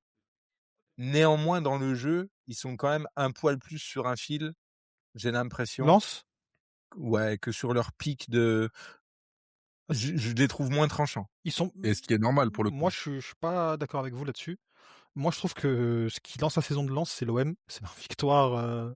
Ah oui. C'est la victoire face à l'OM. Le pire, c'est que c'est vrai, parce que avant ça, c'est une équipe sympa, mais c'est après qu'ils ont eu une série Et ils ont un début de c'est saison une équipe qui est compliqué en derrière, plus. ouais. Ils ont un début de saison compliqué en plus. Et derrière, en fait, avec un scénario qui, à mon avis, ne vole pas leur victoire, mais elle n'est pas non plus hyper nette leur victoire. Voilà. Tu leur lances la saison, et moi, j'ai vu des fulgurances. Tu regardes le match face à Auxerre. Ils font une première période qui est pas dingue, mais c'est la deuxième période par séquence. Mais tu te dis, mais c'est une équipe de Ligue des Champions. par séquence. Hein. Encore une fois, c'est pas encore une équipe qui a trouvé sa maturité dans le jeu, c'est encore une équipe qui a pas mal de fraîcheur, etc., etc. Mais Comme nous. bah ouais, c'est ça qui est, Non, c'est ça qui est le par dramatique. séquence, le par séquence, c'est comme nous. Bah non, parce qu'ils sont premiers, ils prennent les points beaucoup plus régulièrement que toi. On fera le compte à la fin. Eux, ils gagnent contre le top 6. Et Lens, le problème aussi, enfin l'avantage c'est que je pense qu'ils ont un coach qui, pour l'instant, est meilleur que Roberto De Zerbi. Voilà, moi, je suis toujours épaté par le crédit qu'on donne à Roberto De Zerbi alors que sa carrière montre qu'il Ils ne le font mérite pas pas le même forcément. métier. Genre, tu vois, peut-être qu'on va, Je pense qu'ils font le même métier, mais après, bon, ça, c'est pas le même Ouais, vestiaire. non. Mais Lens est un plus grand club que Brighton, Lens est un plus grand club que Sassuolo. Pierre Sage a déjà coaché l'Olympique Lyonnais, qui n'est pas un club de la stature de l'OM, certes, mais qui est quand même un club avec de la pression. Ouais, non, j'entends. Aujourd'hui, Pierre Sage, je suis pas sûr qu'il ait beaucoup moins de références que Roberto De Zerbi. Et je suis toujours épaté par le crédit qu'on donne en interprétant toujours favorablement les faits qui est un peu De Zerbi, sachant qu'il n'a pas le pédigré pour justifier ce crédit-là. Tu veux dire que les déclarations de Slot t'ont surprise? Je veux dire qu'il y a un tuto anglais qui m'a fait rire. Bon, il abusé un petit peu. Il a dit ne faites jamais confiance au coach qu'adoube Pep Guardiola. Il a dit en gros, il adoube tout le temps les mecs qui peuvent pas le dépasser. Et il a dit par exemple, il a jamais dit un truc positif sur Klopp, sur Emery, sur ces mecs-là. Bah après, c'était un petit caricatural, tu vois, mais ça m'a fait rire parce qu'en fait, je me suis dit il a fait quand même une tirade dont on se souvient quand Klopp est parti de Liverpool en disant à quel point il avait contribué à ce que son City soit grand. Il a clairement forcé le trait, le gars, sur le tweet, mais ça m'a fait rire. Mais ce que je veux dire, c'est que la politesse dans le football, dans les déclarations, j'ai rarement entendu un entraîneur dire que son homologue était une pipe, tu vois. Bah si, Eric Fouda. Mais Eric Fouda, mais en même temps, Eric Fouda, c'est le meilleur coach de l'histoire, Younes. Tu peux pas demander ça à tout le monde. Mais bref. Non, mais là où je te rejoins, c'est qu'entre ne pas dézinguer le coach adverse par respect et par corporatisme, c'est une chose. Après, il y a rien qui l'oblige à être dithyrambique sur des herbies. Il y a rien qui l'oblige à prendre 20 minutes avant le début de match à lui parler dans le couloir et de donner son avis sur Timber quand des herbies lui posent la question, etc. Enfin, je veux dire, si t'as pas, enfin, il y a un. Tu sais que c'est des gens qui se côtoient. Un entre deux, entre dézinguer et. Mais il a un crédit. D'accord. Mais au-delà de ça, moi je trouve pas antinomique la place, les éloges que peut recevoir De Zerbi et ce qu'il peut faire à l'OM. Il peut très bien être mériter les éloges sur ce qu'il a pu être avant-gardiste sur le jeu de position, sur la manière de développer du jeu, sur la mentalité et tout ça. Et en même temps, ne pas être capable de disser l'OM au-dessus de sa réalité. Genre, c'est pas des trucs. Ouais, mais il y a un entre-deux, petit. Non, mais ce que je te dis, je suis d'accord avec toi que, genre, en fait, de la même manière qu'il a eu des éloges de dingue sur ce qu'on pourrait ériger en pic, quoi. Moi, ce que j'ai souvent dit sur De Zerbi, c'est que le métier à Brighton et le métier à Sassuolo, c'est pas le même. C'est-à-dire que à Sassuolo et à Brighton, tu peux faire 5 matchs d'affilée de la même teneur dans la proposition, te prendre 4-0 une fois, gagner 2 fois sur 5 et quand même dire ce qu'il développe à Sassuolo, c'est extraordinaire parce que il est 8e, alors que la réalité de ce club, c'est 13e. Alors qu'à l'OM, c'est pas les mêmes. Déjà, le standard de résultat sera toujours plus haut que le contenu, dans l'absolu. C'est-à-dire que je sais pas moi, il peut.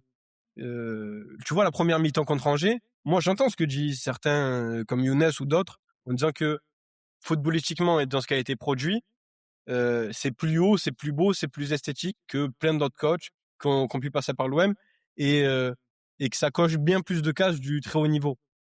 Mais il y a eu Nantes 10 jours avant. Donc les deux sont pas antinomiques. Il peut avoir des pics sensationnels sur des prestations. Il peut avoir été mis trop aussi. Genre, tu peux recevoir des éloges parce que tu as fait à Sassuolo et Brighton, mais ne pas en recevoir autant et manger sur ce crédit-là. Ouais, mais après, tu vois, moi, je me souviens de la déclat de Pep. Pep, il a dit, il va influencer le football des dernières années. Il a pas dit, il va marcher dessus. Pep Guardiola qui n'abuse jamais en conférence de presse. Non, mais Guardiola, il est dingo. Enfin, il y a le truc hyper drôle avec Matheus Nunes, où il joue contre le Sporting. Il dit, c'est l'un des meilleurs joueurs de la planète. Après, il vient chez lui, il fait 6 mois, et il dit, maybe, j'ai peut-être un peu exagéré. Il n'est pas. Je crois qu'il avait aussi fait, il avait aussi dit un truc similaire, bon pas autant, mais sur Maxwell Cornet. Je crois quand Ouais, quand il il avait marque dit sur contre le Maxwell City. Cornet. Et il y a le truc de Luis Enrique là qui a dit du bien de Sur- Deserbi. Moi, je me rappelle que quand on avait signé Gattuso en pompier, on avait ressorti une éclat de Luis Enrique en disant son balance était sensationnel et je prenais énormément de plaisir à regarder son balance. Moi, comme j'ai dit, pour moi, c'est pas antinomique les éloges qu'il a pu recevoir du monde du foot. Il y a pas de fumée sans feu. Enfin, je pense pas qu'il a kidnappé la famille de Pep, de Slot, de Luis Enrique, de plein d'observateurs italiens C'est qui juste que parfois la fumée vient trop vite par rapport au feu. C'est ça le problème. Non, c'est que la fumée, comme je t'ai dit, tu peux dire que il a des idées dans le jeu qui vont influencer le foot sur les 20 prochaines années, mais que ça Je sera les pas vois un pas, coach. hein, je l'ai jamais entendu. Hein. Moi, je suis désolé, hein, je parle jamais de foot.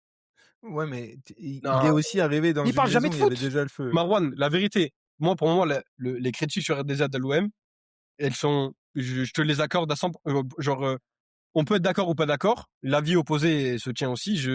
J'ai aucun jugement de valeur avec ceux qui s'inscrivent dans le projet comme Younes et qui veulent voir l'évolution et qui sont encore Moi, je veux le attachés. voir de Zerbi, mais Tout juste comme j'ai qu'il aucun se jugement de montre pas. valeur Hein. sur les mecs comme toi qui Mais frère, tu peux pas. Mais il s'il y parle a jamais de autant foot. Mais frère, il parle jamais de foot. Mais après, on lui a posé la question, il a répondu en début de saison. Moi, j'avais bien suivi ses conférences de presse, j'ai décroché depuis. Je les regarde Les questions toutes. m'ont Je les fatigué. regarde toutes. Il parle jamais de foot. Regarde celle du Et début il y de a qui saison, mérite de il parle parler de de foot. foot bon, en il salle dit quoi de presse, frère? Frère, Mais il y a des on en a gars qui déjà ont jamais connu parlé d'autres. de foot en conférence de presse à l'OM, frère. Bielsa, au bout de Je sais pas, il dit 6 quoi mois, il d'intéressant dit alors? faculté, frère. Mais il dit quoi Et Attends, il dit. moi, j'en ai plein de déclarations qui m'ont marqué. Attends, Déjà, l'an attends, dernier, quand je te pose la question. Juste laisse-moi bien te poser la question, comme ça tu me donnes une bonne réponse, Younes. Qu'est-ce que dit Roberto De Zerbi et à quel moment est-ce qu'il le dit pour que ça soit le digne reflet d'un entraîneur qui va influencer le foot dans les 20 prochaines années? C'est bon, c'est ma question. Ah, mais ça, désolé, j'ai pas réponse à cette question. Tu me demandais juste qu'est-ce que j'aimais dans est-ce qu'il parle de foot. Je te réponds oui, il parle de foot. Il y a plein de choses qui ont été très instructifs, moi, à mon échelle d'observateur de football. Quand il parle du rôle de Gouiri et la façon dont Il dit quoi sur Gouiri? L'année dernière, quand il parle du fait que c'est un neuf qui a beaucoup de qualités de 10 et que lui veut l'aider à se perfectionner en tant que neuf et être capable d'allier les deux, en gros, Mais c'est attends, on doit applaudir quand on dit un truc comme ça? Ah, je suis désolé, Younes. Ok, Mais attends, pardon, Gouiri doit être un parce que 9,5. là, On a découvert le 9,5 en 2025.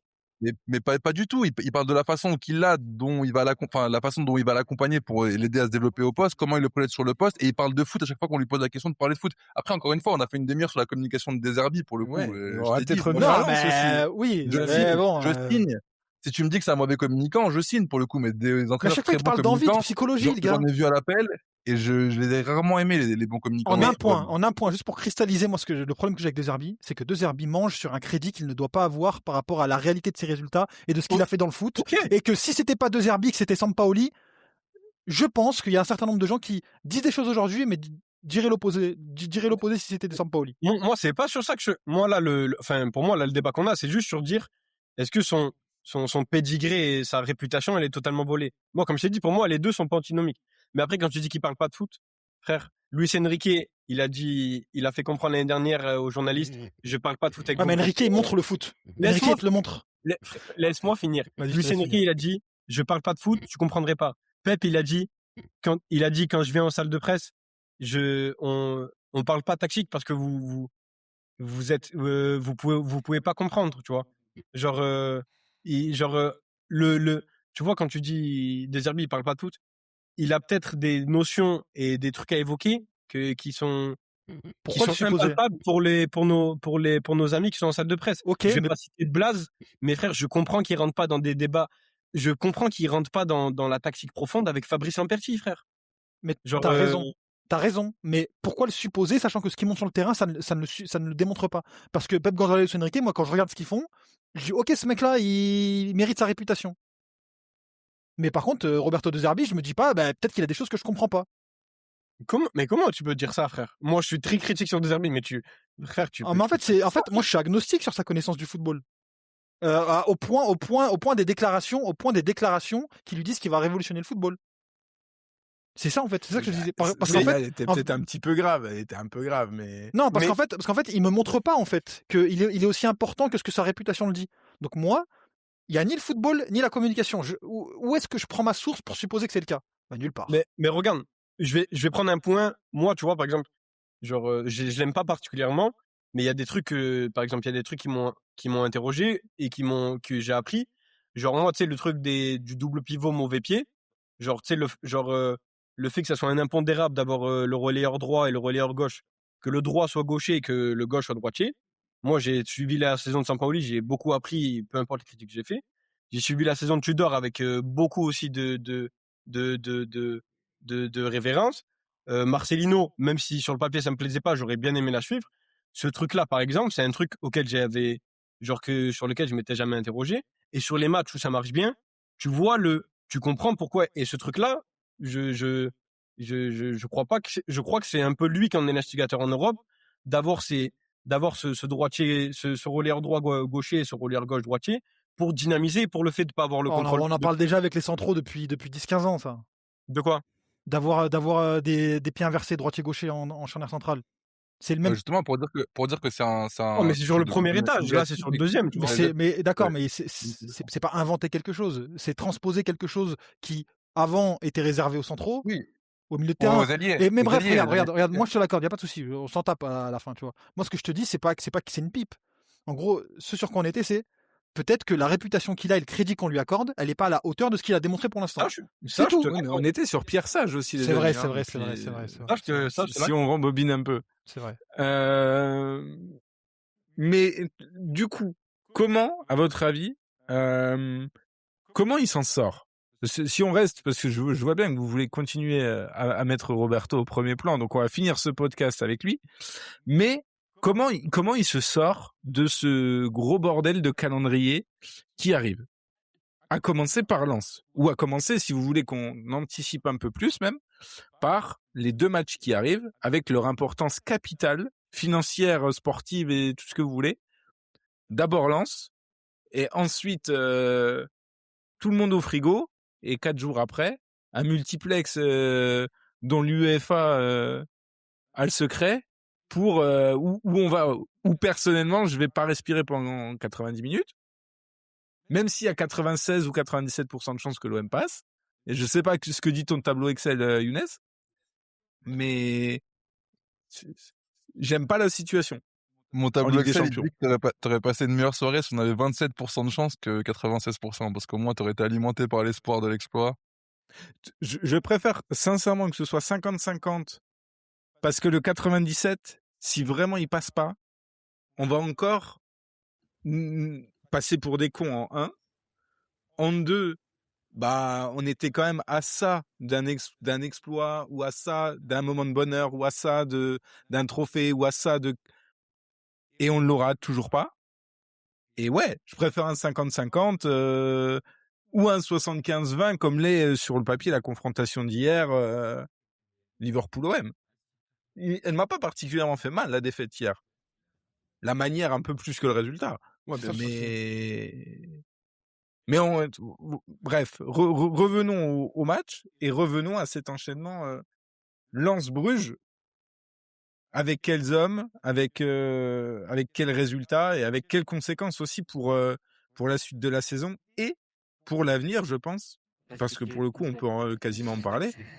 Dans un scénario catastrophe où il y a 2 défaites et une élimination piteuse à la 25e place, dans quel état est l'OM? Alors c'est pas le scénario qu'on imagine et c'est sans doute pas celui qui va se passer, mais dans quel état est l'OM la semaine prochaine? Si t'es à plus de 10 points de lance et pas top 24. Je pense que les cyprès devraient quitter le vélo, la commanderie. Mais j'ose espérer que tu as une réflexion sur l'avenir de De Zerbi. À ce moment-là, si t'es pas qualifié. Et je pense que je pense que ça sera le cas, mais honnêtement, les gars. Je pense même qu'elle existe déjà, moi, cette réflexion, mais bon. Je pense qu'elle existe déjà, mais après, les gars, la non-qualification, les gars, faut vraiment, déjà, faut perdre. Enfin, excusez-moi, je suis pas le plus grand défenseur de l'Olympique de Zerbi, mais il y a quand même un monde. Enfin, je te fais un autre scénario. 2 matchs nuls. Et la vérité, donnez-moi le papier. Hein. Vu la réalité, vu ce que je pense de cet OM-là et de ce que je crains pour cet OM-là dans les prochaines semaines, si tu me dis qu'on fait nul à la maison contre Lens et que tu me garantis que les 3 premiers matchs de l'année civile au Vélodrome, c'est pas 3 défaites et que t'es pas à 11 points de Lens et que Bruges, tu finis... Parce que aussi, la nuance qu'il y aura selon le résultat à Bruges, c'est que si tu perds contre Bruges et que tu passes en étant 23e ou 24e, tu seras passé mais tu seras passé vraiment par la petite porte. Alors que si tu fais match nul ou que tu gagnes à Bruges, c'est quand même, tu seras peut-être 16e, 17e, ça sera tu seras dans le top 20, tu auras la moitié des matchs qui seront scellés par une victoire ou du moins pas par une défaite. Genre, Ouais, enfin, en vrai, une qualification, une porte, c'est une porte, hein, et le paradoxe, non, c'est que t'as des tirages qui sont peut-être plus favorables si t'es autour de la 22e place que si tu finis tu, tu, 16-17. Mais ok, dans l'absolu, ça sera la même chose. Mais ça sera plus valorisant de le faire en étant, tu vois, si tu fais 4 victoires sur 8, c'est quand même plus valorisant que faire 9 ou 10. Enfin, faire 4 victoires, 4 défaites ou faire 3 victoires, 5 défaites, pour moi, c'est pas le même. C'est pas la même chose. Déjà passer avec 3 victoires, 5 défaites, dans la mécanique, je trouve ça bizarre. Mais c'est un autre débat. Après, est-ce que de toute façon, on va pas juger au résultat brut, c'est-à-dire une qualification, un top 24? Non, je pense pas. Je pense qu'on Et on a dépassé ce stade. Je pense qu'aujourd'hui, parce qu'en fait, le truc, c'est que sinon, personne ne se plaindrait qu'on soit uniquement sur le podium. Je pense qu'aujourd'hui, il y a quand même des gens qui sont sensibles à la manière, qui sont sensibles à la répétition des contre-performances. Aujourd'hui, tu as perdu presque un match sur 3. non, mais est-ce que le principal problème de l'OM, c'est pas que Lens soit largement devant l'OM? Pas que. Mais oui, ça, c'est un facteur aggravant. Mais pas je pense que. que ça influe. Enfin, que ce soit Lens et pas juste Paris, par C'est exemple. un facteur vraiment aggravant, mais il n'y a pas que ça, je pense. Pour moi, non. Enfin, ouais, c'est d'être. En fait, ça dépend. Parce que ta question, c'est d'être largement derrière Lens ou d'être au même niveau. Parce que tu vois, par exemple, je vois beaucoup de gens qui disent t'es à Lens fait la saison que toi tu fais pas. Mais si tu faisais la même saison que Lens, ben moi je serais dans une posture où je me dirais bon, toi tu carbures de fou. Si Lens carbure de fou de son côté, qu'est-ce que tu veux y faire? Genre bravo à eux, nous on fait notre part du boulot. Là pour moi le truc qui est frustrant dans le classement de Ligue 1, c'est que il y a une équipe qui tient la dragée haute à Paris et C'est pas toi. que c'est pas toi. Et que toi t'es dans le peloton. Enfin oui, et là pour l'instant on est devant Lyon et Lille, mais Lyon on est à combien? On est à plus 2, Ouais, je il crois. y a un monde où t'es derrière Lyon Ouais, tu vois, dimanche soir. genre tu vois d'être à la lutte avec Lyon et Lille et être détaché de Lens, moi c'est ça ma frustration, tu vois. Après on serait au même niveau que Lens, ben tant mieux, bravo à Lens, nous on est au rendez-vous, tu vois. Genre c'est pas parce que Lens est à 40 que toi tu dois être à 45, frère. Sinon Euh, on se projette un peu, mais comment vous voyez le prochain épisode? Donc, on va se revoir dans une semaine, on va débriefer 2 matchs. Et dans quel état est le club dans une semaine, selon vous? Selon vous, et pas selon vos espoirs optimistes qui mettent 3-0 et 4-0 au prono à tout le monde en fin d'émission. Hein. Vu la tension, Selon vous, vu... dans quel état? En sachant que tu seras quasiment... Alors, il y a un truc dont on n'a absolument pas parlé, je pense qu'on ne pourra pas, sinon on fait 3 heures d'émission, c'est le mercato. Et après Bruges, il te reste 2 jours, si je dis pas de bêtises, de mercato. Est-ce que tu peux pas faire n'importe quoi aussi sur ces 2 jours-là? En fonction de ta semaine. je pense pas. J'aime trop ta question, Max. Franchement, vu la tension émotionnelle autour du club, je pense que tu es hyper dépendant de ce que tu valides ou de ce que tu ne valides pas. Que J'ai t'as tellement déjà... une boîte d'allumettes dans les mains, là. Bah, en fait, c'est ça le truc, c'est que je pense qu'il y a de la poudre autour du club et qu'il suffit de pas grand-chose pour l'allumer. Moi, voilà, la communication, c'est mon métier et j'ai l'impression qu'en écoutant De Zerbi, il y a beaucoup de tension dernièrement. J'ai l'impression qu'en écoutant aussi Mehdi Benassai, il y a beaucoup de tension dernièrement. Que le contexte du club aujourd'hui, il y a quand même une prise de conscience sur le fait qu'on n'est pas forcément là où on aimerait être. CF, la conférence de presse de Pablo Longoria à la mi-saison, où il te dit oui, comptablement, on a les objectifs, mais dans les faits, on n'est pas forcément hyper satisfait. En tout cas, moi, c'est comme ça que je le comprends. Je pense qu'il y a quand même une petite tension par rapport à le fait qu'on n'a pas mis autant d'argent, on n'a pas ramené ce coach-là, on n'a pas mis ces joueurs-là pour faire troisième de Ligue 1 aussi loin de Lens et passer ric-rac en Ligue des Champions. Et en plus, si tu commences à louper en plus ton objectif de passer ou à faire match nul et vraiment à sentir que la Ligue 1 s'est terminée en février, que tu l'as uniquement amené le bateau à bon port sur le podium, ça peut péter parce que je pense pas que Roberto De Zerbi soit un mec qui accepte l'entre-deux et je pense pas que la direction le soit aussi. Donc voilà. Honnêtement, j'ai pas de réponse à ta question, Max, je te jure. Genre, j'ai l'impression que tu l'as déjà posé 2-3 fois cette saison. avant des enchaînements capitaux. J'ai On l'impression est que c'est une toujours en boucle, vie là. jusque-là. Et ça peut, comme à chaque fois que tu l'as posé, être la dernière fois que tu poses cette question en fonction de ce qu'on va faire. Hem, on verra. En vrai, c'est la beauté de ce sport, c'est que sur une semaine, tu vas avoir des réponses, qui te semblent très floues, à l'heure actuelle et que, comme d'habitude dans le foot, tout va être teinté, dans l'appréciation a priori en fonction de ce qui se passera, 1 samedi soir et 2 mercredi soir. Si vous n'avez pas forcément de réponse à cette question-là, en 2 mots, les arrivées-départs depuis la semaine, officielle en tout cas, depuis la semaine passée, 2 arrivées, plusieurs départs d'indésirables. Tout le monde est sentiment par rapport à ça? Effectif renforcé, en tout cas pas affaibli a priori, mais effectif renforcé, véritablement pour, la deuxième partie de saison? Bah, sur les départs, faudra concrétiser celui de Mopé qui avait l'air en bonne voie et celui de Garcia aussi.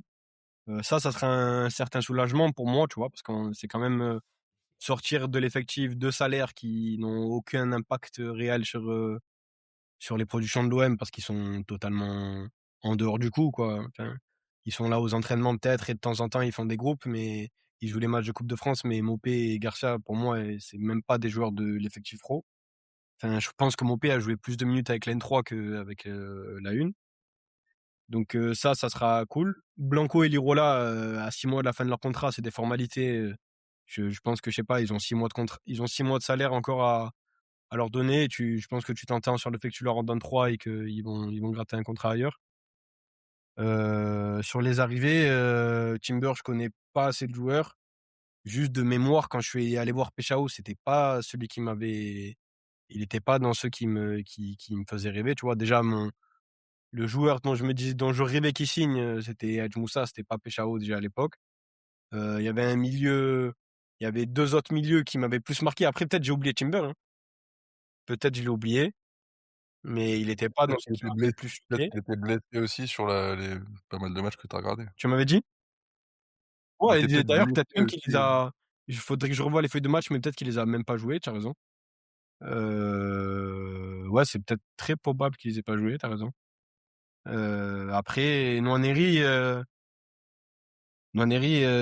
c'est du court-termisme, que je déplore un peu, mais si dans 6 mois, si à la fin de la saison, il aura participé à un titre en Coupe de France et à pérenniser sur le podium une 2e saison d'affilée, ouais, ben, je pense que les considérations comme le court-termisme, on les mettra à la poubelle, hein. Marouane Younes? Non, je suis assez d'accord avec Opti, même si moi le court-termisme me dérange moins, je suis plus dans ce qu'il disait. Si ça te permet de valider des trucs, tant mieux. Ouais, idem, surtout que le court-termisme assumé comme ça, a le mérite d'être sincère par rapport à d'autres long-termismes qu'on nous a vendus et qui se sont avérés Ouais, être, c'est pas faux, plus court-termistes que le court-termisme qu'on nous vend. c'est pas faux. Du coup, messieurs, on est obligé, un petit. Alors, j'ai pas le classement, mais on a tous eu bon pour Angers, on a tous eu faux pour hier. En gros, donc ça va pas bousculer grand-chose. Il y a Petit pas jeu des quelqu'un qui a eu le score pronos. exact? Ah non, non, non, Angers, personne. Déjà, personne a dit qu'on allait en 5-2, prendre non. de. Ouais. Je pense pas. Faudrait Non, non, réécouter, non, mais non, non, non, j'ai un personne dit gros doute 5-2, là-dessus. personne dit Non, 5-2. non, pour sûr, il y a pas de score exact, je le confirme. Score exact de Lens, messieurs. Et ils sont durs, hein, les 2 à venir, là. Il y a une place, il y a des places à récupérer là dans le classement. Je laisse 1-0, je laisse la primeur de la réponse, à mes camarades. 1-0 contre Lens. Pour l'OM? Ouais, pour l'OM. Ouah, Sinon, c'est 0. 1-1. 1-1 contre Lens et victoire 2-1 contre Bruges. Juste, c'est qui égalise, contre Lens? Balerdi. Marseille ou Lens? Balerdi. Non, non, non, mais bah, tu vois, je pas le nom, mais parce que je pense que ça change la pression du match sera pas le même si tu t'es mené 1-0 et que tu reviens à un C'est partout Lens qui ou si égalise et c'est l'OM qui ouvre le score sur une passe décisive de Højbjerg pour Balerdi. avec un t-shirt relevé, Marouane Marouane, Belkacem, ferme-la. TOU. Ferme-la, MB.